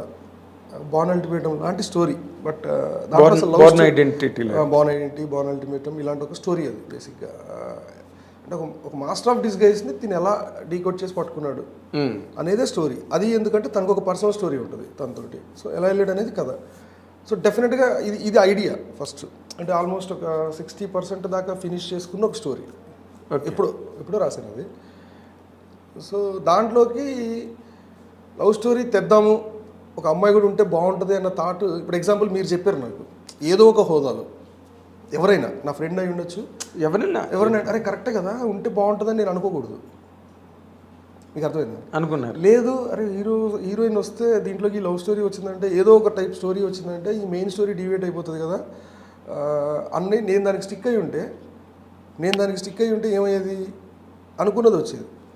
మీరు ఏదైతే ఏం చేశారో నేను అనుకున్నాను. నేను ఇప్పుడు ఆ రోజు వాళ్ళందరూ చెప్పబట్టి నేను చేశానని చెప్పడం తప్పు. నా ఉద్దేశం అది కాదు. అదేలే, ఒక డైరెక్టర్ కావాల్సిన కన్విక్షన్. ఎస్, ఎక్కడ పోయింది? అక్కడే పోయింది. ఆ కన్విక్షన్ లేదు అక్కడే. అంటే చెప్తే నేను కరెక్టే కదా నేను అనుకోవడం తప్పు.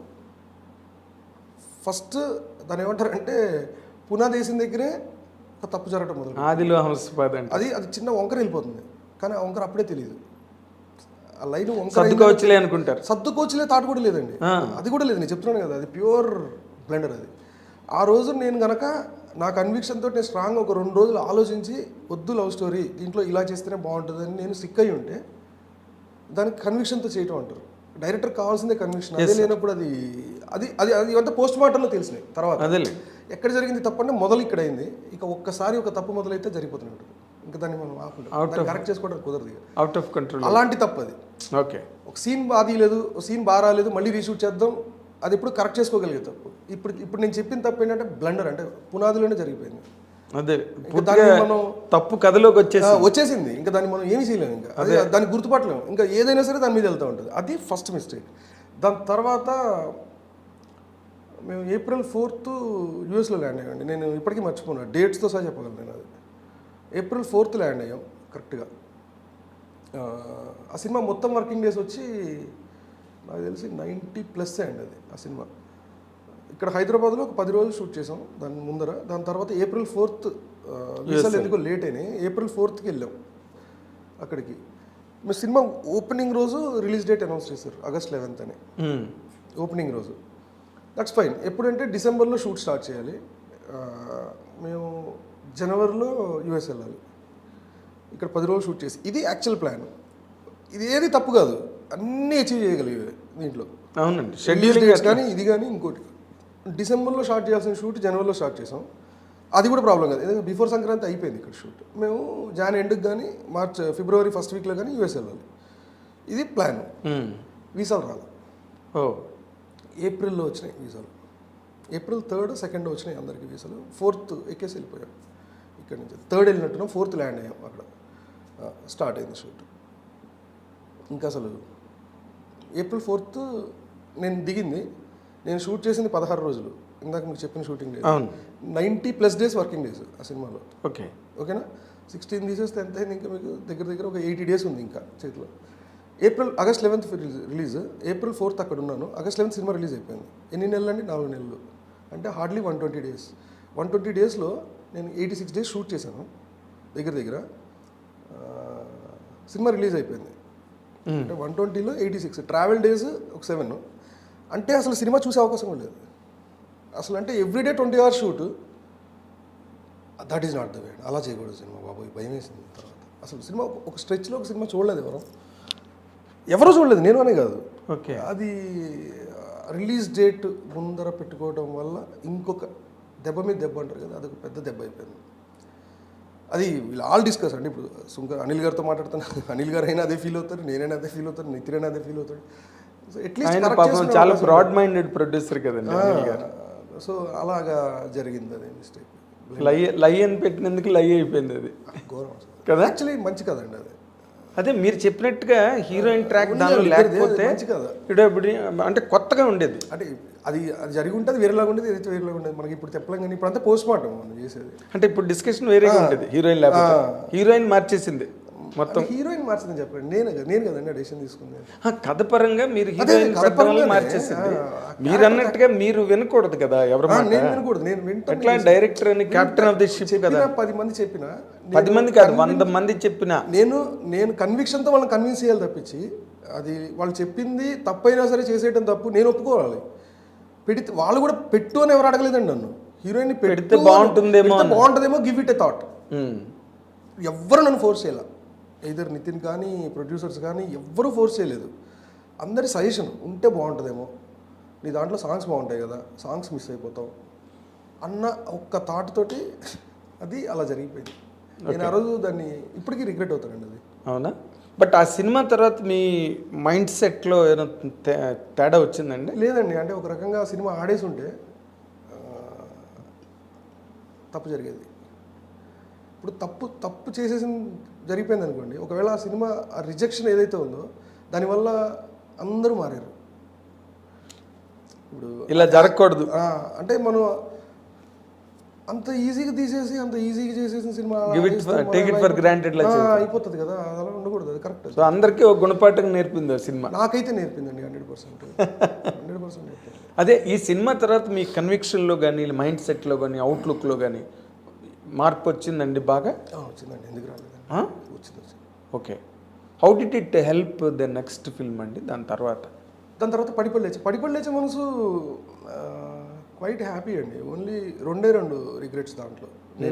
నేను దాని ఏమంటారంటే, నేను ఏదైతే రాసానో అది తీసాను. అందులో దాంట్లో మళ్ళీ ఇంకోళ్ళు ఇంటర్ఫీరెన్స్ పెడితే బాగుంటుందేమో, ఇలా అయితే బాగుంటుంది. అది ఎప్పుడు లేదండి ఇంటర్ఫీరెన్స్. పాపం నేను ఇందాక చెప్పిన ఇంటర్ఫీరెన్స్ కాదు, సలహా ఇచ్చారు, నేను సలహాను ఒప్పుకున్నాను. నేను అదే సలహాలు అనేవి రకరకాల, ఒకసారి పాజిటివ్గా ఉంటే ఒకసారి నెగిటివ్గా ఉంటాయి.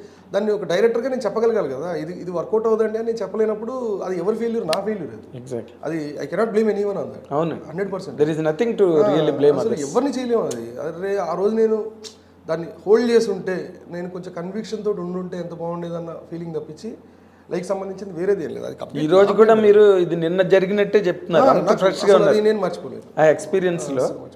పడి నేను ఏదైతే రాసానో అది తీసానండి, అందులో డౌట్ లేదు. బట్ రిగ్రెట్ దాంట్లో 2 విషయాలు. ఎర్త్క్వేక్ అసలు చాలా చాలా వర్స్ట్ అయిపోయింది మొత్తం. ఎందుకంటే మాకు ఎవరికి అసలు సీజీ చూడలేదు. అసలు 2 రోజుల ముందర చూసాం. అంత సీజీ మధుసూదన్ అని ఒక అతను, ఆయన ఎవరినో తీసుకొచ్చాము అప్పుడు. తను అందరినీ అసలు బ్లైండ్ ఫోల్డ్ చేసి పడేశాడు. అవునా? కనికట్టు కట్టి అంటే అసలు ఏం తెలియదు మాకు, ఎక్కడెక్కడ జరుగుతున్నాయో కూడా తెలియదు. అసలు ఫైనల్గా దాన్ని ట్రేస్ చేసి పట్టుకొని ఎక్కడెక్కడ ఉన్నాయని తెలుసుకునేసరికి జరగాల్సిన ఎర్త్క్వేక్ సైడ్ జరిగిపోయింది. అండ్ ఇంకొకటి నా సైడ్ ఏంటంటే, నేను అమ్మాయికి ఉన్న ప్రాబ్లం చెప్పుంటే బాగుండేది ముందర అనేది అనిపించింది. చెప్తే అమ్మాయికి ఎంపతి ఉండేది. ఇప్పుడు ఆ అమ్మాయి కన్ఫ్యూజన్ని ఆడియన్స్ డైరెక్టర్ కన్ఫ్యూజన్ అనుకున్నారు, క్యారెక్టర్ కన్ఫ్యూజన్ అని ఫీల్ అవ్వాలి. కరెక్ట్, మీకు అర్థం. అన్ని క్లియర్గానే ఉన్నాయి స్క్రీన్ మీద. బట్ ఆ అమ్మాయి ఏదైతే కన్ఫ్యూజ్ అవుతుందో, ఈ డైరెక్టర్ కన్ఫ్యూజ్ అయ్యాడు, వీడు కన్ఫ్యూజ్ అయ్యి వీడు తీసాడు సినిమా, వీడికి క్లారిటీ లేదని జనాలు అనుకున్నారు. కానీ ఎంపతి రాలేదు ఆ అమ్మాయి మీద. అదే చెప్పుంటే అమ్మాయికి ప్రాబ్లం వేరేలాగా ఉండేది. 100% ఆ ఎంపతితో ట్రావెల్ అయ్యి ఉండేవారు ఆడియన్స్. అది వేరేలాగా ఉండేది. మీరు చాలా మెచ్యూర్డ్ డైరెక్టర్ అనిపించుకునేవారు. అది చేసిన తప్పు అది, అంతే. అది ఎడిట్లో ఆ సీన్ ఇటు వచ్చుంటే బాగుండేది. అదే పెళ్లి చేసుకుందాం సినిమాలో ఫస్ట్ సీన్లోనే సౌందర్య రేప్ అయిపోతుంది. అవును, ఆ సింపతితో ట్రావెల్ అయ్యారు సౌందర్య క్యారెక్టర్తో. అది సినిమా హిట్ అవడానికి చాలా పెద్ద హెల్ప్ అయింది. మీకు కూడా అది జరిగి ఉండేది? డెఫినెట్గా జరిగి ఉండేది అండి. అది పోస్ట్ మార్టం తర్వాత అర్థమైంది. అంటే అది ఇటు జరిగి ఉంటే బాగుండేది. కానీ మీలో నేను ఆ cinema I still feel it's not a bad film. Not a bad film అండి. బట్ ఇప్పుడు మీరు చెప్పిన తర్వాత నేను మళ్ళీ ఆలోచిస్తే ఇది కరెక్ట్ కదా అనిపిస్తుంది. అదే అమ్మాయి ప్రాబ్లం ఉన్నది అని ముందు చెప్పుంటే అసలు వేరేగా ఉండేది కదా, అదర్ వే అరౌండ్లో ఉండేది ఫిల్మ్. కానీ మీలో ఉన్న ప్రత్యేకత నేను గమనించింది ఉందండి, మీరు చాలా నిజాయితీగా మీ తప్పుల్ని మీ తప్పిదాల్ని చాలా నిజాయితీగా ఒప్పుకుంటారండి. ఒప్పుకోకపోతే చాలా మంది ఒప్పుకోరు అసలు, ఎదగం లేకపోతే. ఇట్ విల్ వాళ్ళు చాలా సులభంగా హీరో చెప్పాడండి ఏం చేయమంటారు, ఆ ప్రొడ్యూసరు నేను వద్దంటుంటే కూడా నా మాట వినకుండా హీరోయిన్ క్యారెక్టర్ పెట్టాడు సార్, ఏం చేయాలి, అలా జరగలేదండి అది అని మాట్లాడతారు నార్మల్గా. బట్ మీరు you're honest enough that you're admitting it is your mistake. మనం ఒప్పుకోకపోతే ఎప్పుడు ఆ తప్పులోనే బతికేస్తాం. ఇంకా దాంట్లో బయటపడవు. ఒకసారి జరిగిందని రియలైజ్ అవ్వకపోతే ఇక అది ఎగ్జాక్ట్లీ అక్కడే రియలైజ్ అయ్యమంటే బయటకు వచ్చేస్తాం కదా, బయటకు you can just set it out. We can live happily. అదే మన మాసిపోయిన బట్టలు ఎలా తీసి పారేస్తాం అట్లా సింపుల్. తర్వాత ఇప్పుడు పడిపడి లేచి మనసు ఇట్ ఈస్ అంటే ఆ సినిమా తర్వాత శర్వానంద్, ఆ సినిమా శర్వానంద్ అదే అన్న ఆ సినిమా తర్వాత శర్వానంద్ చాలా మందిని కలవడానికి కూడా ఇష్టం చూపించట్లేదని విన్నాం sir. I do not know how far it was true. అంటే బాగా డిప్రెస్ అయిపోయాడు, సినిమా ఇది చాలా ఎక్స్పెక్ట్ చేసాడు. అందరూ ఎక్స్పెక్ట్ చేసాం, డెఫినెట్గా అందరూ ఎక్స్పెక్ట్ చేసాం.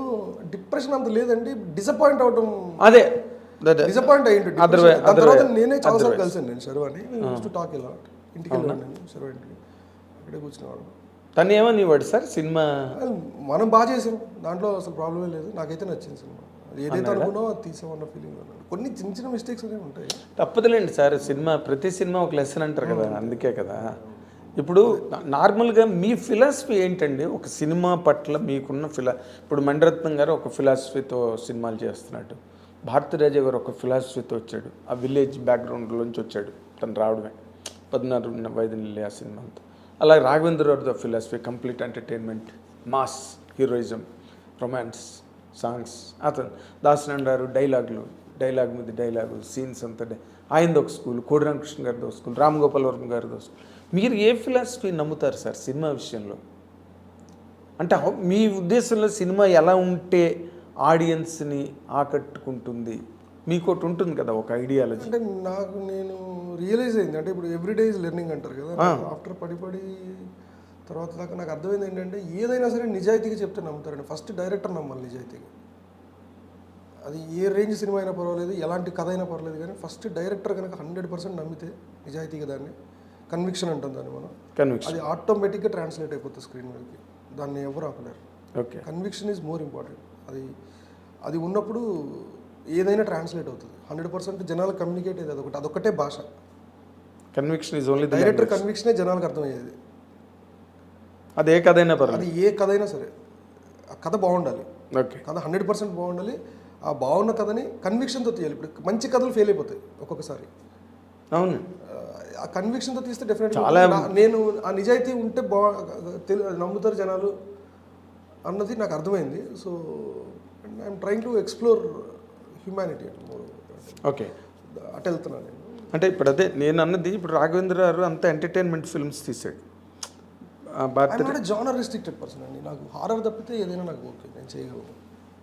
నాకు మోర్ ఇంట్రెస్ట్ ఏంటంటే యాక్షన్ నాకు చాలా ఇష్టం, హ్యూమన్ ఎమోషన్స్ చాలా ఇష్టం, థ్రిల్లర్ ఇష్టం, క్రైమ్ ఇష్టం. ఇవి నాకు ఇష్టమైన జానర్స్ ఇవి.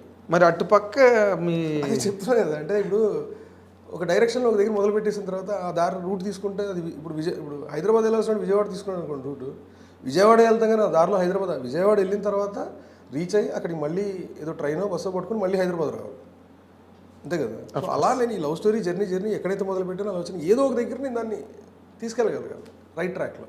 ఇప్పుడు మరి నెక్స్ట్ చేసే సినిమాలైనా కనీసం మీకు ఇష్టమైన అతి ప్రీతిపాత్రమైన లవ్ స్టోరీ ఉంటుంది, యాక్షన్ ఉంటుంది, థ్రిల్లర్ డెఫినెట్గా చేస్తానండి. అది కథ ఇమీడియట్ ఫిలిం కాదు, have my own story thriller, అది చేస్తాను 100% చేస్తాను, ఇమీడియట్గా కాదు. మరి మళ్ళీ మీరు స్వప్న దత్ గారు వాళ్ళు మిమ్మల్ని సినిమా చేద్దామని అడిగినప్పుడు మీరు మళ్ళీ ఇదే లవ్ స్టోరీ చెప్పారు కదా, ఇది సీతారామం అండి.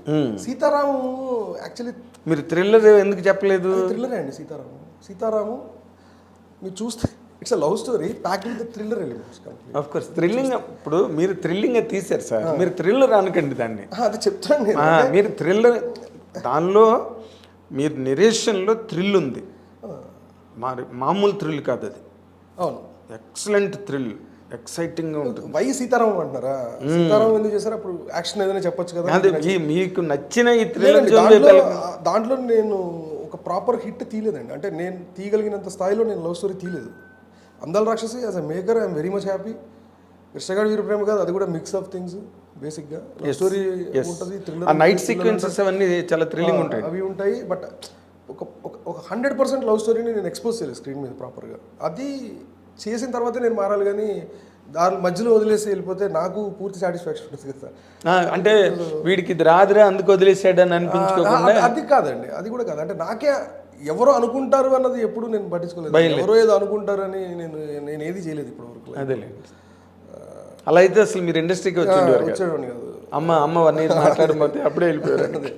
సో సీతారామము ఎందుకంటే అది వెరీ స్పెషల్ ఫిల్మ్ అండి. అది ఆ కథే చాలా అద్భుతమైన కథ. దాంట్లో యాక్చువల్లీ చూస్తే లవ్ స్టోరీ ఒకటే కాదు, దాంట్లో లవ్ స్టోరీ ఉంది కానీ అందరికీ ఉంటుంది లవ్ స్టోరీ. దాంట్లో ఓన్లీ రామ్ సీతే కాదు, మీరు చూస్తే it's a beautiful love in terms of friendship between ఒక పాకిస్తాన్ మేజర్కి ఒక ఇండియన్ లూటినెంట్కి దాంట్లో ఉన్న అతను ఇద్దరి మధ్యలో అసలు వాళ్ళిద్దరికి చిన్నప్పటి నుంచి కలిసి చదువుకోలేదు, కలిసి పెరగలేదు. అవును, ఎలా వీళ్ళిద్దరు కలిసారు, వాళ్ళిద్దరి మధ్య బాండ్ ఎలా ఇట్స్ గ్రేట్ ఫీలింగ్ అది.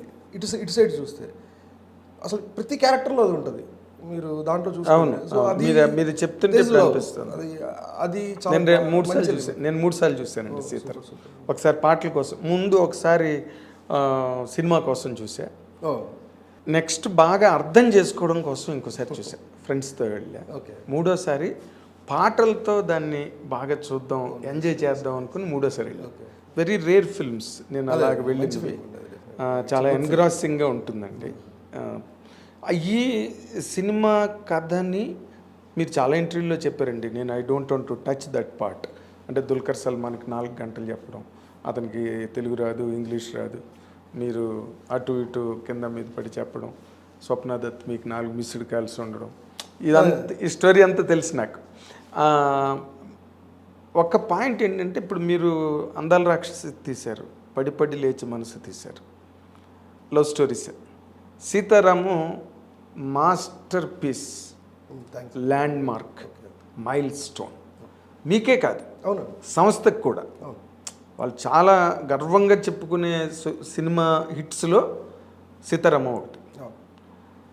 ఇది కథ ఫైనల్ షేప్కి రావడంలో మీరు స్వప్న దత్ ఆర్ దత్ గారు వాళ్ళకి ఎంత షేర్ ఇస్తారు, మీరు ఎంత షేర్ తీసుకుంటారు సార్? అంటే ఇట్స్ మ్యూచువల్ అండి. ఇప్పుడు ఎట్లా అంటే and you because you're bold person అడిగాను, అందుకే చెప్తున్నాను, దాంట్లో దాచడానికి ఏం లేదు. అదే ఇప్పుడు ప్రశ్న లేకుండా సమాధానం లేదండి భూమి మీద. అవునండి, ఒక ప్రశ్న అనేది లేకుండా మనం ఇంత ఎవాల్వ్ అయ్యేవాళ్ళమే కాదు. ఒక క్వశ్చన్ లేకుండా మనం ఎవాల్వ్. అవును సార్. అది కథ అవ్వండి, లైఫ్ అవనివ్వండి, ఇంకోటి అవనివ్వండి, ఏదైనా సరే. నేను కథ రాయొచ్చు, 200 పేజీలు కథ రాసేయచ్చు, నాకు అత్యద్భుతంగా నచ్చేయచ్చు. ఆ కథ చదివినప్పుడు మీకు కొన్ని ప్రశ్నలు వస్తాయి మీ మైండ్లో, కొంత అర్థం కాదు దాంట్లో, ఏదో బిట్వీన్ లైన్స్ నేను చదువుతాను, మీరు చదవలేరు. ఎందుకంటే బిట్వీన్ లైన్స్ నేను ఫీల్ అయిపోతున్నా లోపల, ఎందుకంటే నాకు తెలుసు కాబట్టి. మీరు చూస్తుంటారు, నేను చూస్తాను అది. వాళ్ళ జీవితాలు నాకు తెలుసు, రాము సీత ఎలా ఉన్నారు, వాళ్ళు ఎలా కలిసారు, వాళ్ళు ఏంటి అనేది నేను స్క్రీన్ మీద పుస్తకంలో లేని లైన్స్ కూడా నాకు తెలుసు. సో నేనేమనుకుంటానంటే టేక్ ఇట్ ఫర్ గ్రాంటెడ్, అది ట్రాన్స్లేట్ అయిపోయింది అనుకుంటా. అది మీరు చదువుతున్నప్పుడు అరే ఇదేంటిది ఈ సీన్ నుంచి ఇక్కడికి వచ్చినప్పుడు వీళ్ళు ఎలా అంటే అది ఉంది కదా అని నేను అనుకుంటున్నాను, అది ట్రాన్స్లేట్ అవ్వాలి కదా, దీంట్లో అవ్వలేదు. ఇలా ఇది ఏంటి అన్న ప్రశ్న ఎప్పుడైతే వస్తుందో దానికి సమాధానం వెతికే ప్రాసెస్లో ఏదైనా బాగుపడుతుందండి. అది కథ అవనివ్వండి, జీవితం అవనివ్వండి, ఏదైనా బాగుపడుతుంది. ఆ ప్రశ్న అడగాలి అంటే ఫస్ట్ దాన్ని అర్థం చేసుకునే స్థాయి అండి ఆ కథని. అర్థమైందా? అలా అర్థం చేసుకున్న వ్యక్తి ఎవరు అడిగినా సరే, అది ఎవరైనా అవ్వచ్చు, అలా దాని ఆత్మను అర్థం చేసుకున్న వ్యక్తి, దాని భావాన్ని అర్థం చేసుకున్న వ్యక్తి ఎవరైతే ఒక ప్రశ్న అడుగుతారో ఆ ప్రశ్నకి సమాధానం వెతకటం ఎవరిదైనా బాధ్యత. అది డైరెక్టర్ అవనివ్వండి, ఇంకోటి అవనివ్వండి, దేవుడు అవనివ్వండి, ఎవరైనా సరే ఆ ప్రశ్నకి సమాధానం వెతకాల్సిందే, చెప్పాల్సిందే, ఆ ప్రాసెస్లో చేయాల్సిందే. అండ్ దత్ గారు అడిగినవి కొన్ని, ప్రియాంక అడిగేవి కొన్ని, సమర్ అడిగేవి కొన్ని, సమర్ అని ఇంకొక అబ్బాయి ఉన్నాడు, రాజ్ కుమార్ అడిగేవి కొన్ని, అలా నా ఫ్రెండ్స్ అడిగేవి కొన్ని. అర్థమైంది? నేను అందరికీ ఇచ్చాను స్క్రిప్ట్ చదవమని. సో మీరు ఆ సమాధానాలు ఏంటి ఎవరికి దాంట్లో కామన్ ఉంటాయి, కొన్ని అవసరం లేదనిపిస్తాయి. ఇప్పుడు అన్ని ప్రశ్నలకి సమాధానం చెప్పుకుంటే వెళ్తే మరీ అరటిపండులు పెట్టినట్టు ఉండకూడదు సినిమా. సమాధానం చెప్పకపోయినా సమాధానం చెప్పడం అంటే కథలో సమాధానం చెప్పడం, వాళ్ళకి నేను మాట్లాడుతున్న కథ గురించే. ఆ ప్రశ్నలకి సమాధానం అంటే ఇప్పుడు ఆడియన్ అడుగుతున్నట్టు అది, అంతే కదా. దానికి ఆన్సర్ దీంట్లో ఉందా లేదా, ఉంది అని నేను లేని సమాధానం దాంట్లో లేదనుకోండి, ఉంది అని నేను ఎవరిని మబ్బి పెట్టాలి, వీళ్ళని పెట్టలేను, నేను పెట్టవలసిన అవసరం పెడితే ఏమవుతుంది, జనాలకు కూడా అర్థం కాదు, దెబ్బైపోతుంది. ఎగ్జాక్ట్లీ ఉందా లేదా సమాధానం ఉంటే అది నిజంగా సమాధానం చెప్పాల్సిన ప్రశ్న అయితే ఆ సమాధానం ఉందా లేదా, లేదంటే ఆ సమాధానం అవసరం లేదు అని చెప్పి అదే నేనేది. ఈ తర్కం ఎప్పుడైతే వస్తుందో అది బాగుపడుతుంది. ఇది నా ఫ్రెండ్స్ నాకు 100 ప్రశ్నలు అడిగారు, అదే చదువుతూ అట్లా ఎవాల్వ్ అయిపోతుందండి కదా. సో అది ఇక తప్పు జరగదు. అది అలా చిన్న ఎంత బ్యూటిఫుల్గా టర్న్ అయినాయి కొన్ని అయితే. సో వాళ్ళు స్వప్న దత్ గారు కానీ ప్రియాంక దత్ గారు వాళ్ళ క్వశ్చన్లు మిమ్మల్ని తరచి అడగడం. స్వప్న దత్ గారు అనే కాదండి, అది అంటుంది నేను. అఫ్కోర్స్ భరత్ ఉన్నాడు దీంట్లో. భరత్ అంటే మన డియర్ కామ్రేడ్ డైరెక్టర్, బాగా క్లోజ్ నాకు. తన ప్రశ్నలు ఉన్నాయి కొన్ని, తన వల్ల కొంత ఇదైంది, ఇంప్రూవ్ అయింది. రాజ్ కుమార్ ఉన్నాడు, సమర్ ఉన్నాడు, సుధీర్ ఉన్నాడు, ఇలా బోల్డ్ ఉన్నారండి. నా చుట్టుపక్కల చాలా మంది ఉన్నారు, అందరూ డైరెక్టర్లే ఆల్మోస్ట్. ఆఫ్ కోర్స్ చేశారు, సినిమాలు చేసిన వాళ్ళే ఉన్నారు, రైటర్స్ ఉన్నారు. మా అన్నయ్య చెప్తాడు కొన్ని. ఓకే. స్వప్న నిరంతరం తినేస్తుంది ఫస్ట్. తను ఫైనల్గా బాండ్ స్క్రిప్ట్ చదివి అక్కడ షిరిడీకి వెళ్ళి అయినట్టుంది. ఫైనల్ ఇక ఒక 1 monthలో స్టార్ట్ చేస్తాం అనగా full dialogue draft, final draft అందరికీ పంపించాను. తనకి టైం లేదు అప్పుడు, ఏదో ప్రాజెక్ట్కి దీంట్లో బిజీగా ఉంది. అందరు చదివారు, తను అప్పుడు చదివినట్టు షిరిడీ వెళ్ళి చదివినట్టు. ఏడుస్తా ఫోన్ చేసి నాకు అదిరిపోయింది. So that's the best. నాకు తెలుసండి సీతారామం డెఫినెట్గా ఇది it's gonna be something else. They also have been very confident అండి. దత్ గారు నాకు డే 1 ఎంత కాన్ఫిడెన్స్ ఉందో ఎండ్ ఆఫ్ ద డే కూడా అదే కాన్ఫిడెన్స్ ఉంది ఆ ఫిల్మ్ మీద. ఏదో అది కరోనాలో స్టక్ అయిపోయి దగ్గర అంత స్ట్రగుల్ మధ్యలో కూడా నాకు అసలు ఒక్క రోజు కూడా నాకు దాని మీద నమ్మకం సడన్గా. సేమ్ డే 1 ఎంత ఉందో ఎండ్ ఆఫ్ ద డే. బేసిక్గా మీరు ఈ సినిమా మేకింగ్లో ఫేస్ చేసిన మెయిన్ ఛాలెంజ్ ఏంటండి? వెదర్ అండి. వెదర్. కరోనా కంటే వెదర్. ఓకే. కరోనా కంటే నాకేం పెద్ద ప్రాబ్లం లేదు కానీ అంటే కాదు, handling that script it is not a general script. ఏదో మీరు ఏదో జస్ట్ లైక్ దట్ హ్యాండిల్ చేసే స్క్రిప్ట్ కాదు అది. వెదరే అండి. మిగతాదంతా అసలు నాకు అసలు పెద్ద ప్రాబ్లం కాదు అసలు. Okay. I'm very good with craft. అంటే కొత్త అమ్మాయితో నేను ఫస్ట్ టైం చేసిందే కొత్త అవుతుంది గుడ్ విత్ ఇట్. అది ప్రాబ్లం కాదండి అసలు. కొత్త అని మనం అంటే మన అందాల రాక్షసి చెప్పిన సలహాలు కొన్ని, లై ద్వారా నేర్చుకున్న పాఠాలు కొన్ని, పడి లేచే మనసులో జరిగిన తప్పుల ద్వారా కొన్ని, ఇవన్నీ సీతారామంకి హెల్ప్ అయ్యి ఉంటాయి కదా. 100% అండి. అదే నేను ఆ తప్పులు మనం సరెండర్ అవ్వకపోతే సమాధానం దొరకదంటున్నాను నేను. అదే మనం బాగుపడం, అక్కడే అయిపోతాం. రైట్. అది తర్వాత ఇప్పుడు ఈ సినిమాలోని ఇన్ జనరల్గా దత్ గారికి మంచి మ్యూజికల్ సెన్స్ ఉంది. ఆయన పెద్ద హీరోలతో కూడా గొడవ పెట్టుకుని నాకు ఈ పాటే కావాలి అని చెప్పి పెంచుకుని ఇలాంటి సందర్భాలు చాలా జరిగాయి చరిత్రలో. ఇప్పుడు ఈ సినిమాకి మ్యూజిక్ అంత గొప్ప మ్యూజిక్ రావడానికి మీ వైపు నుంచి కానీ దత్ గారి వైపు నుంచి కానీ జనరల్గా నా సినిమాలు ఫెయిల్ అయి ఉండొచ్చు కానీ పడి కానీ పాటలు ఫెయిల్ అవ్వలేదు. ఈ రోజు వరకు అన్ని సినిమా ఆల్బమ్ మంచి నంబర్స్ అండి అండ్ విత్ లిరికల్ వాల్యూస్ ఉన్న పాటలు అవన్నీ ఉండేవి. సో అది ఆల్రెడీ తెలుసు. అంటే మీరు కథ రచయిత కదా, కవితలు గట్టి రాస్తారు కదా, అందుకని పాట రాసుకున్నప్పుడు ఎంతో కొంత దాని మీద ఇంపాక్ట్ ఉంటుంది కదా. అది ఏమో అది నాకు తెలియదు కానీ అది రచయితల గొప్పతనం, లిరిక్ రైటర్స్ గొప్పతనం, అదేం కాదు. బట్ యూ ఆల్సో కొంచెం భాష మీద కొంత కమాండ్ అని పెద్ద మాట, అంత సీన్ లేదు నాకు.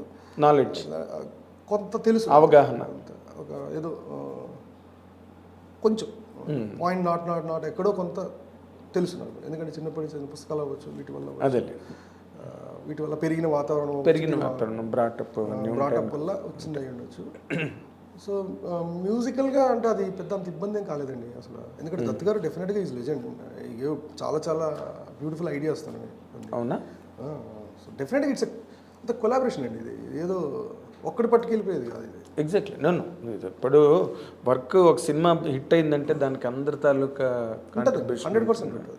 అయితే అక్కడ వాళ్ళు సినిమా సక్సెస్ అయింది కాబట్టి గర్వంగా ఉంటుంది. సినిమా ఎక్కడైనా తేడా వచ్చి ఉంటే, ఒక వైజయంతి మూవీస్ అశ్విని దత్ గారు మొత్తం తేడా వచ్చేస్తుంది వాళ్ళకి, వాళ్ళకున్న ట్రాక్ రికార్డు అవన్నీ. సో వాళ్ళ వైపు నుంచి స్టేక్ ఎక్కువ యాక్చువల్గాను. అండ్ మీకు కూడా ఒక గొప్ప ఆపర్చునిటీ, ఒక పెద్ద బ్యానర్, ఒక పెద్ద లెజెండరీ ప్రొడ్యూసర్తో అసోసియేట్ అవ్వడం, ఇవన్నీ ప్రూవ్ అయినాయి లక్కీగా. సీతారామన్ ద్వారా మీరు అనుకున్న ఆలోచనలన్నీ బాగా సక్సెస్ అయ్యి అదొక అలా ల్యాండ్ మార్క్ అయిపోయిందండి. ఎవడు డెఫినెట్గా అండి. నేను చాలాసార్లు చెప్పాను ఇప్పటికి, ఆల్మోస్ట్ ఇంకొక 2 నెలల్లో 1 year అయిపోతుంది అనుకుంటా సినిమా రిలీజ్ అయ్యి. ఆగస్ట్ వస్తే ఈ సినిమా హిట్లో సింహభాగం మాత్రం 100% స్వప్నమేనండి. తను నాకు ఇచ్చిన ఫ్రీడమ్, తను నాకు ఇచ్చిన స్వేచ్ఛ, అంటే నో క్వశ్చన్స్ ఆస్క్. నేను ఏది అడిగితే అది ఉంది అక్కడ సెట్లో. కానీ మీరు లిటరల్గా మీరు I appreciate really your sense of honesty. ఒక నా దగ్గర 100 ఐడియాలు ఉండొచ్చు అండి. దాన్ని నేను తీయాలి అంటే నాకు ఏం కావాలి, ఒక సపోర్ట్ సిస్టమ్ కావాలి కదా ఫస్ట్. అవును, యాక్టర్స్ ఉండాలి, ప్రొడ్యూసర్ ఉండాలి. ప్రొడ్యూసర్ ఎలా ఉండాలంటే పూర్తిగా నమ్మగలగాలి ఫస్ట్. నా ట్రాక్ రికార్డ్ నేను బ్లాక్ బస్టర్ తీసి రాలేదు కదా, but still she believes me from అందాల రాక్షసి. ఇప్పుడు కాదు, అందాల రాక్షసి నుంచి చాలాసార్లు మాట్లాడుకున్నాం సినిమా చేయాలని. ఓకే. బట్ అది ఫైనల్గా ఆఫ్టర్ పడి తగిలింది, అది అప్పుడు కుదిరింది. అదే అంటే మీరు హిట్స్తో వెళ్ళకపోయినా కూడా మిమ్మల్ని అంత నమ్మి స్వప్న దత్ గారు చేయడం అన్నది చెప్పాను కదా. అంటే సినిమా పోయినా కానీ వీడు తీయగలడు అన్న నమ్మకం అయితే ఉందండి ఇండస్ట్రీలో. అందుకే నాకు 2 కాన్సిక్యూటివ్ ఫ్లాప్స్ తర్వాత కూడా ఒక పెద్ద ప్రాజెక్ట్ చేసే కానీ కింద చిన్న ప్రాజెక్ట్ లెక్క చిన్న పెద్ద విషయం కాదు అంటే అంత అంత అంత నమ్మకం ఉంది అని చెప్తున్నాను నేను. ఎగ్జాక్ట్లీ అంత నమ్మకం ఉంది, ఇది తన గొప్పతనం. అదే నేను సో తన సపోర్ట్ విపరీతం అండి. అసలు ఏంటి ఆ లొకేషన్ లేదు, అసలు లొకేషన్ ఏంటంటే మైండ్ బ్లోయింగ్. మీకు అందం కనబడుతుంది లొకేషన్లో, దాని టఫ్నెస్ అర్థం కావట్లేదు. అదే నేను అనేది, మీరు చూసే మీకు కనబడుతున్న విజువల్ చాలా బ్యూటిఫుల్గా ఉంది. దాని వెనకాల దాని అప్రోచ్ ఏదైతే ఉందో తీసుకురావడానికి పడ్డ శ్రమ, అది డైరెక్టరు, కెమెరామెన్, ఆ యాక్టర్లు పడ్డ ఉట్టి శ్రమ మాత్రమే కాదు, ప్రొడ్యూసర్ కూడా అంత సఫర్ అయ్యారు దానికోసం. ఎందుకంటే స్నోలో స్ట్రక్ అయిపోయారు మొత్తం టీము. వాళ్ళందరినీ జాగ్రత్తగా ఇక్కడికి తీసుకురావాలంటే ఎంత పెద్ద టాస్క్ అసలు. ఆ రోజైతే నిద్రలేవు ఎవరికి. సో అది చాలా, అందుకే చెప్తాను. మీరు చెప్పింది కరెక్ట్. చూడడానికి అందంగా ఉంటుంది కానీ దాని వెనకాల భయంకరమైన కష్టాలు. కష్టం అంటే మళ్ళీ అది మళ్ళీ పెద్ద మాట. అది కష్టం అంటే కష్టపడాలి. ఆ కష్టం పడకపోతే అది ఏది జరగదు. వచ్చిందే దానికోసం ఇక్కడికి. దాని అదే చెప్తున్నాను నేను, దాన్ని వీటిల్లో పెట్టి చూడక్కర్లేదు, చూడక్కర్లేదు. కష్టం అనేది చాలా సింపుల్ విషయం కానీ పడాలి, వేరే దారి లేదు దానికి. బట్ ప్రొడ్యూసర్ సపోర్ట్ లేకపోతే మాత్రం డెఫినెట్లీ సీతారామం కష్టం అండి, 100% కష్టం. Support in terms of what ever, అది డబ్బు అవ్వచ్చు, మానసిక స్థైర్యం అవ్వచ్చు, ఆయన దేర్ ఒక చిన్న ప్యాట్ కావచ్చు, ఏదైనా కావచ్చు, ఏ సందర్భం అయినా సరే. అవును, సో అన్ని సందర్భాల్లో స్వప్నం ఉంది. ఎగ్జాక్ట్లీ. ఫోన్ కాల్ డిస్టెన్స్ అంతే, ఫోన్ కాల్ డిస్టెన్స్ అంతే, ఎంత పెద్ద ప్రాబ్లం అయినా సరే. ఓకే. సో దానివల్ల చాలా ఈజీ అయింది. అందుకే నేను చాలా ఇష్టం స్వప్నం. తర్వాత ఇప్పుడు మీరు పదే చెప్తుంటారు జూనియర్ ఎన్టీఆర్ ఒక సునామీ, జూనియర్ ఎన్టీఆర్ ఒక ఇది అని. మీరు ఇప్పటివరకు ఆయనతో సినిమా చేయకపోవడం ఏంటండి? చాలా విచిత్రమైన విషయం. కథ కుదరాలి, అన్ని కుదరాలి కదండి. నాకు చాలా ఇష్టం, నేను కలుస్తాను అప్పుడప్పుడు. అంటే మీరు తన కథ ఊహించలేకపోయారా, లేకపోతే మీరు ఏదైనా కథ చెప్తే ఇంకా తను అంటే యాక్సెప్టెన్స్ ఇవ్వలేదా? లేదు, కథ ఏం చెప్పలేదండి. చెప్పలే అసలు. కలిసాను నేను 2-3 సార్లు కలిసాను కానీ కథలు దాకా చూడాలి. ఆయన చాలా బిజీగా ఉన్నారు కదా ఇప్పుడు. ఎప్పట్లోగా ఉండొచ్చు సార్ మీ ఇద్దరి మధ్య? తెలియదు. అభిమానులు చాలా మంది, నన్ను జూనియర్ ఎన్టీఆర్ అభిమానులు చాలా మంది అడిగారు. అది మీకు నేను చెప్పేది. అదే అనుగారు స్టేట్మెంట్లు ఇస్తాడు కానీ మా హీరో కథ చెప్పండి ఎప్పుడు వచ్చాను. That more happened after Sitaramam వచ్చిన తర్వాత ఆ ఇన్క్విజిటివ్నెస్ ఎక్కువైంది జూనియర్ ఎన్టీఆర్ అభిమానుల్లో. ఎందుకంటే ఇంకొక డైరెక్టరు, ఒక క్యాలిబర్ ఉన్న డైరెక్టర్, మీకు క్యాలిబర్ ఉన్నదని ముందు నుంచి అందరూ నమ్మినా ఒక సినిమా హిట్ అంత ల్యాండ్ మార్క్ వచ్చిన తర్వాత మీ గ్రాఫ్ పెరిగిపోయిందండి ఇండస్ట్రీలో. ఎలాంటి కథ అయితే మీకు జూనియర్ ఎన్టీఆర్ బాగుంటుందని మీకు అనిపిస్తుంది సార్? ఏమో సార్, అలాంటి ఆలోచన అంటే ఇలాంటిది అన్నది ఏం లేదు. ఆయన ఇలాంటిది అని అనుకోవడానికి ఆయన చిన్న యాక్టర్ అండి. అంటే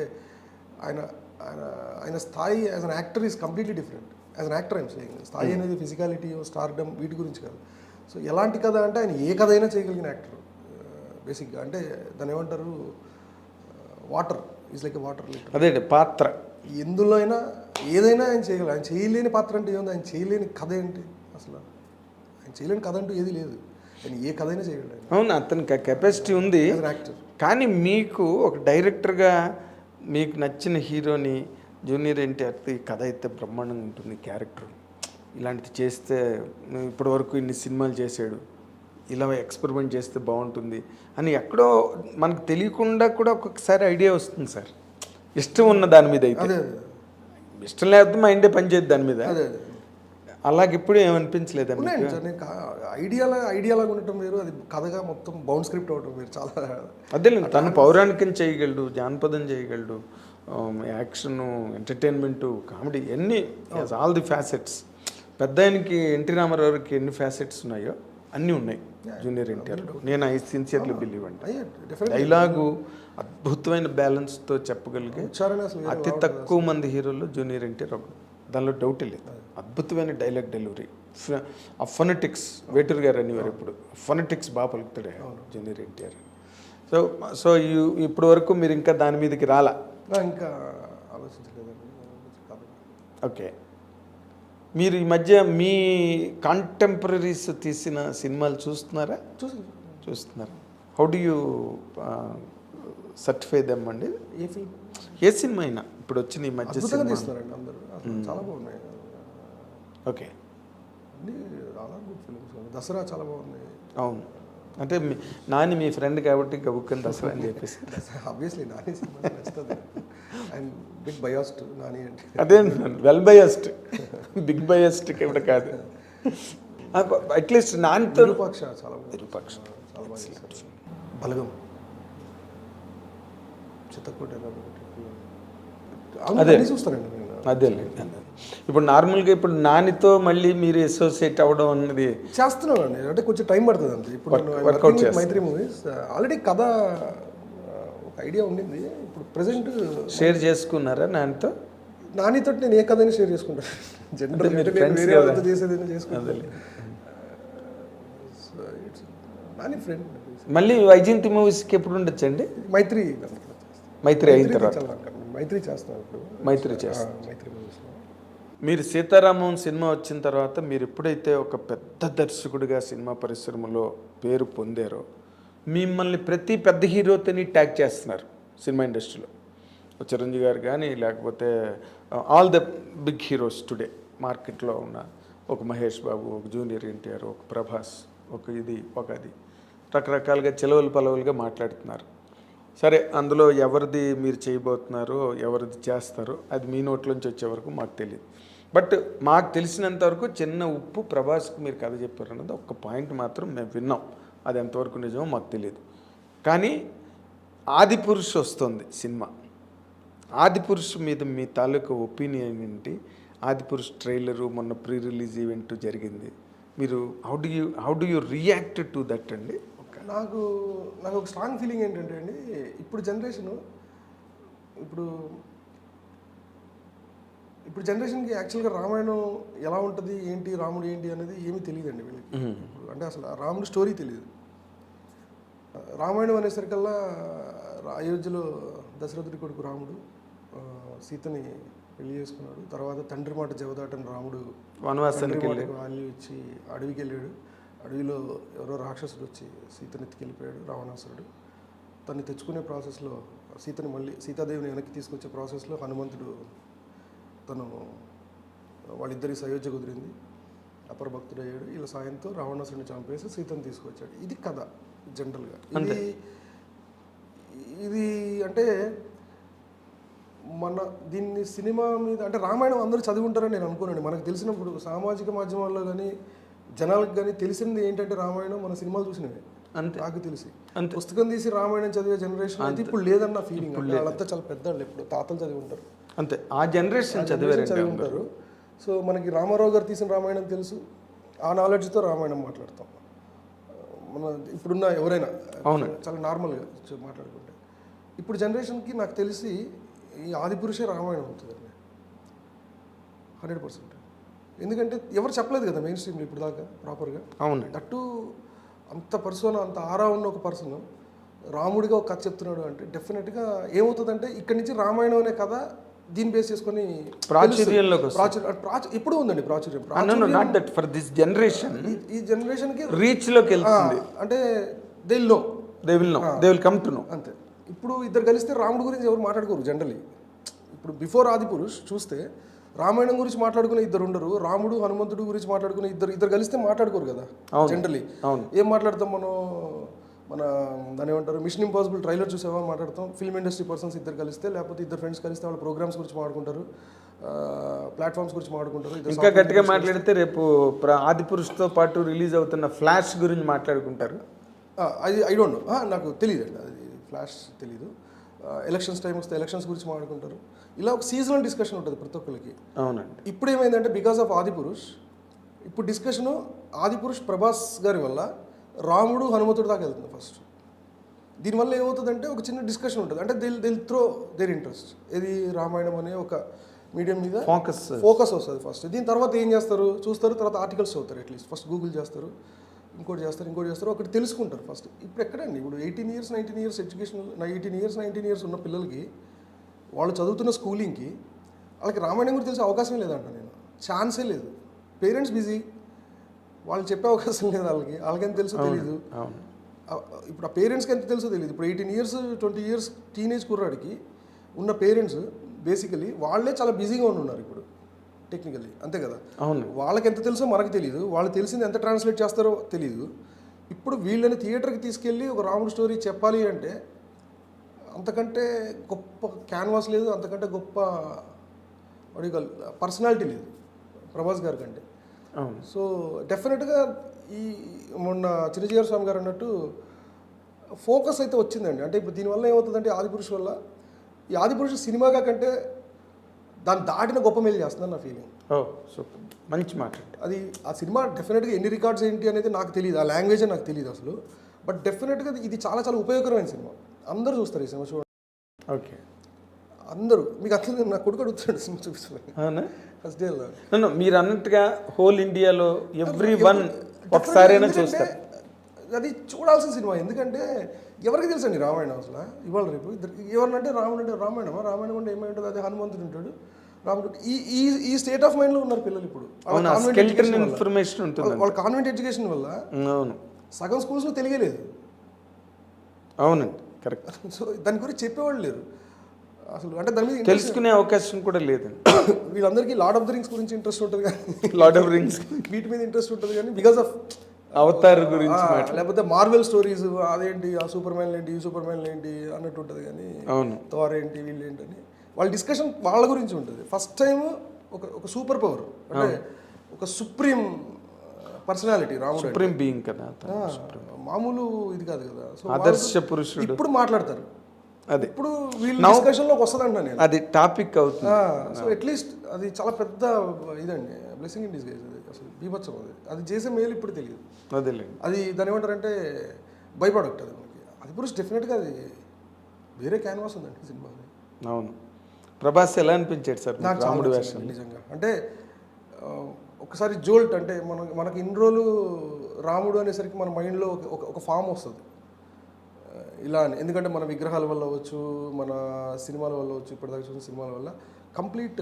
అంటే ఎన్టీ రామారావు గారు చాలా డామినేటింగ్ పర్సనాలిటీ కదా, మనందరికీ రాముడు అనగానే ఆయన గుర్తొస్తాడు. అది చాలా డివైన్ అప్రోచ్ ఆఫ్ రామాయణ. అది డివైన్ అప్రోచ్ ఆఫ్ రామాయణ, ఇదేమో warrior side of Rama. Okay, నాకు అనిపించింది, అది అనిపించింది తేడా. మనం చూసిన ఎన్టీ రామారావు గారి ఫిలిమ్స్లో ఆయన రాముడుగా కనిపించిన ఏ సినిమా అయినా చాలా డివైన్ అప్రోచ్ ఉంటుంది. డివైన్ అప్రోచ్ ఉంటుంది. రైట్. ఆయన ఆరానే అలా ఉంటుంది. ఎస్, ఇందులో నాకు తెలిసి నేను అనుకోవటం దీన్ని ఒక రాముడు ఒక వారియర్ సైడ్ తీసుకొచ్చారని నా ఫీలింగ్. అంటే ఒక వారియర్ రామని చూస్తాం దీంట్లో మనం, ఒక యోధుడు. రాముడు ఒక యోధుడుగా. తక్కువ రాముడు గురించి తక్కువ అన్ని తెలిసినవి అనుకోండి. ఇన్ జనరల్ గా కొట్టే తెచ్చే ప్రాసెస్ ని ఇప్పుడున్న టెక్నాలజీ తోటి వీటితోటి ఒక ఇంటర్ప్రిటేషన్ ఉంటుంది కదా, అది చాలా ఇంపార్టెంట్ ఇప్పుడు. అంటే అది ఎలా జరిగింది అనడానికి ఒక క్యాన్వాస్లో కనపడుతుంది మనకి. ఇప్పుడు రావణాసుడి మధ్యలో జరిగిన యుద్ధం, అది ఒక్కొక్క టైంలో ఒక్కొక్క ఎరాలో ఒక్కొక్కలాగా తీసుకుంటూ వచ్చారు అప్పుడున్న సపోర్ట్ సిస్టమ్ని బట్టి, ఫిలిమ్స్కి ట్రాన్స్లేట్ అయ్యే టైంలో. అంతే కదా, అంతే. ఇప్పుడున్న టెక్నాలజీకి ఒక వారియర్ రాముడిని ఎలా ఇంట్రడ్యూస్ చేయాలంటే దానికి ఉన్న మెయిన్ ప్లాట్ఫామ్ ఆదిపురుషు అని నా ఫీలింగ్. అండి నాకు అందుకే నచ్చింది, బాగా నచ్చింది నాకు. అది ఎప్పుడు ఈ జనరేషన్ చాలా ఉపయోగం అండి, అది అవసరం. అది మీరు ఇందాక చెప్పింది బాగుంది. ఇంకోటి, అది మోర్ దెన్ సినిమా, దానివల్ల బాగా హెల్ప్ ఉంది సొసైటీకి చాలా అండి అన్నది. It will bring that spirit of Ramayanam into the consciousness of all public. ఏమవుతుందంటే ఈ సినిమా చూసిన తర్వాత at the age of 10 years ఉన్న ఒక పిల్లాడు అనుకుందాం, పేరెంట్స్ తోటి వెళ్ళాడు ఆ ఫిలింకి, అది సినిమాలాగా అర్థమైపోతుంది ఫస్ట్. దానివల్ల ఏమవుతుందంటే తనకు ఒక ప్రశ్న వస్తుంది, అమ్మ ఎవరు ఈ రాముడు, ఎవరు ఈ హనుమంతుడు, ఏంటి ఈ స్టోరీ అనే దానికి ఒక ప్రశ్న వస్తుంది ఫస్ట్. దాని ముందు ఏంటి, దాని వెనకాల ఏంటి, దాని హిస్టరీ ఏంటి. ఒకవేళ పేరెంట్స్కి తెలిస్తే చెప్తారు, తెలియకపోతే తెలుసుకుని చెప్తారు. దానివల్ల ఏమైందంటే వీళ్ళు సంస్కరింపబడుతున్నారు. ఇప్పుడు ఆ కథ తెలుసుకోవడంలో, రాముడి కథ తెలుసుకోవడంలో ఎంత సంస్కారం ఉందంటే మనం సంస్కరింపబడతాం ఫస్ట్. Correct sir, correct. మీకు అర్థమైందండి అన్నది, కరెక్ట్. సో తెలియని పేరెంట్స్ తెలుసుకుంటారు. సో దానివల్ల పెద్ద ఉపయోగమే కదా, అది చాలా పెద్ద ఉపయోగం. అది చాలా పిల్లలకి తెలుస్తుంది, బృహత్తరమైన ప్రయోజనం. అది ఫార్వర్డ్ అవుతుంది అట్లీస్ట్. లేదంటే తెలియదు కదా అసలు ఏంటి, అక్కడికి అది ఎండ్ అయిపోయే ప్రమాదం అండి అసలు. అంటే ఇప్పుడు రామాయణము అనే ఒక టాపిక్ మీద ఫిల్మ్ అసలు ఎప్పుడు వచ్చింది సినిమా? ఎన్టీ రామారావుది లాస్ట్ ఫిల్మ్. అంటే రామానంద్ సాగర్ గారు వాళ్ళు చేశారు అనుకోండి, బట్ రామారావుది last film Sri Rama Pattabhishekam. Point of discussion last something అని ఎక్కడ లేదు. ఒక 40 yearsలో సినిమాగా రాలే. Srirama Pattabhishekam was the last film Ramarao చేసింది. అదే లాస్ట్. అది నాకు తెలీదు, అంటే ఈ మధ్య నాకు తెలిసి నేను చూడలేదు. అవును, అప్పుడే 40-45 ఏళ్ళు అయిపోతున్నారు.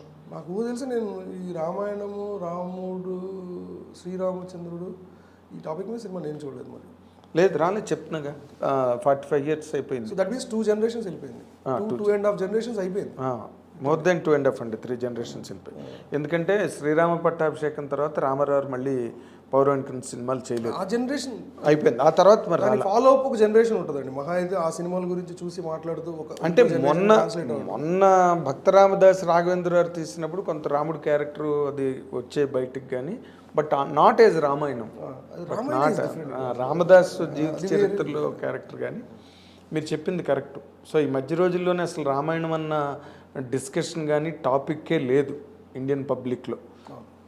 అఫ్ కోర్స్ నార్త్లో అంతా కూడా హేరామ్ కల్చర్ అన్నది చాలా ఎక్కువ ఉందనుకోండి. మొన్న త్రిబులర్లో కూడా రామ్ చరణ్ బాణం పట్టుకోగానే అందరూ రాముళ్ళ ఫీల్ అవ్వడం అక్కడ ఉంది, అది నార్త్లో. మనకి సౌత్లో చాలా తక్కువ. సౌత్లో హేరాము, హిందుత్వ ఆ కాన్సెప్ట్ అనేది మనకు చాలా తక్కువ. ఈ మధ్య కొంచెం పెరిగింది, ఒక్కొక్క పెసరు పెరిగింది. ఇప్పుడు మీరు అన్నది ఏంటంటే నౌ ఇట్ విల్ ఆదిపురుషు లేదా Prabhas, it's barrier side of Rama అండి. సో దాన్ని అలాగే సో ప్రభాస్కున్న ఆరాకి ఇప్పుడు మీరు ఇందాక అన్నట్టుగా ప్రభాస్కున్న ఇమేజ్కి, ప్రభాస్కి ఉన్న ఆల్ ఇండియా లెవెల్ ఫాలోయింగ్కి ఆదిపురుషు ద్వారా ఈ సమాజానికి ఎంతో కొంత 100% హెల్ప్ ఉన్నది అనేది నేను కూడా నమ్ముతానండి. It is an acceptable. Ramayanam అనేది చాలా ఇంపార్టెంట్ అండి. అవును, అవును. అది లక్కీగా 2 జనరేషన్ తర్వాత అట్లీస్ట్ సినిమా ఒకటే మీడియం అండి. ఇవాళ రేపు పుస్తకాలు చదివేంత ఓపిక ఎవరికి లేదు సార్, ఎవరికి లేదు. సినిమా అంటే ఇప్పుడు ఏదైనా, ఇప్పుడు మనకి ఫర్ ఎగ్జాంపుల్ లక్స్ సోప్కి ఒక శ్రీదేవి గారిని పెడితే లక్స్కి వాల్యూ వస్తుంది అండి. మర్ఫీ రేడియోకి తొలి రోజుల్లో ఘంటసాల గారు బ్రాండ్ అంబాసిడర్, తర్వాత బాలు గారు చాలా వాటికి ఒక ఫేస్ వాల్యూ పెడతారు కదా, లేకపోతే ఆ ప్రోడక్ట్ వెళ్ళదు కదా బయటికి.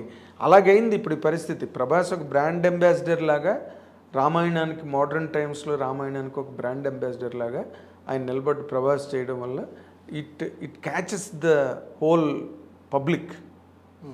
క్యాచ్ చేస్తారు అందరూ కూడా, ఏంటిది అని తెలియని వాళ్ళు కూడా తెలుసుకుంటారు మీరు చెప్పినట్టుగా ఇందాకలా. అదే. So we cordially and whole heartedly wish you sir many more landmarks in your career. Thank you అండి, thanks. many more try my level milestones రావాలి మీ దగ్గర నుంచి. అండ్ మీకు రావాల్సినంత అనుభవాలు కూడా ఉన్నాయి, గుణపాఠాలు ఉన్నాయి, నేర్చుకున్న పరిణితి ఉంది, నేర్చుకోవాలి అనుకునే పరిపక్వత ఉంది. సో ఇవన్నీ కూడా మీకు ఒక కంచు కవచం, కర్ణుడు కవచకుండలలాగా మీకు హెల్ప్ అయ్యే అవకాశం ఎక్కువగా కనిపిస్తున్నది. కాబట్టి you're 100% you're entitled for bigger hits in all the time to come అండి. Thank you very much. ఇది ఈ సుప్రసిద్ధ దర్శకుడు సీతారామన్ లాంటి ఒక మైల్ స్టోన్ సినిమా తీసిన మహాదర్శకుడు అను రాఘవపూడి గారితో జరిగిన discussion. Thank you very much for watching.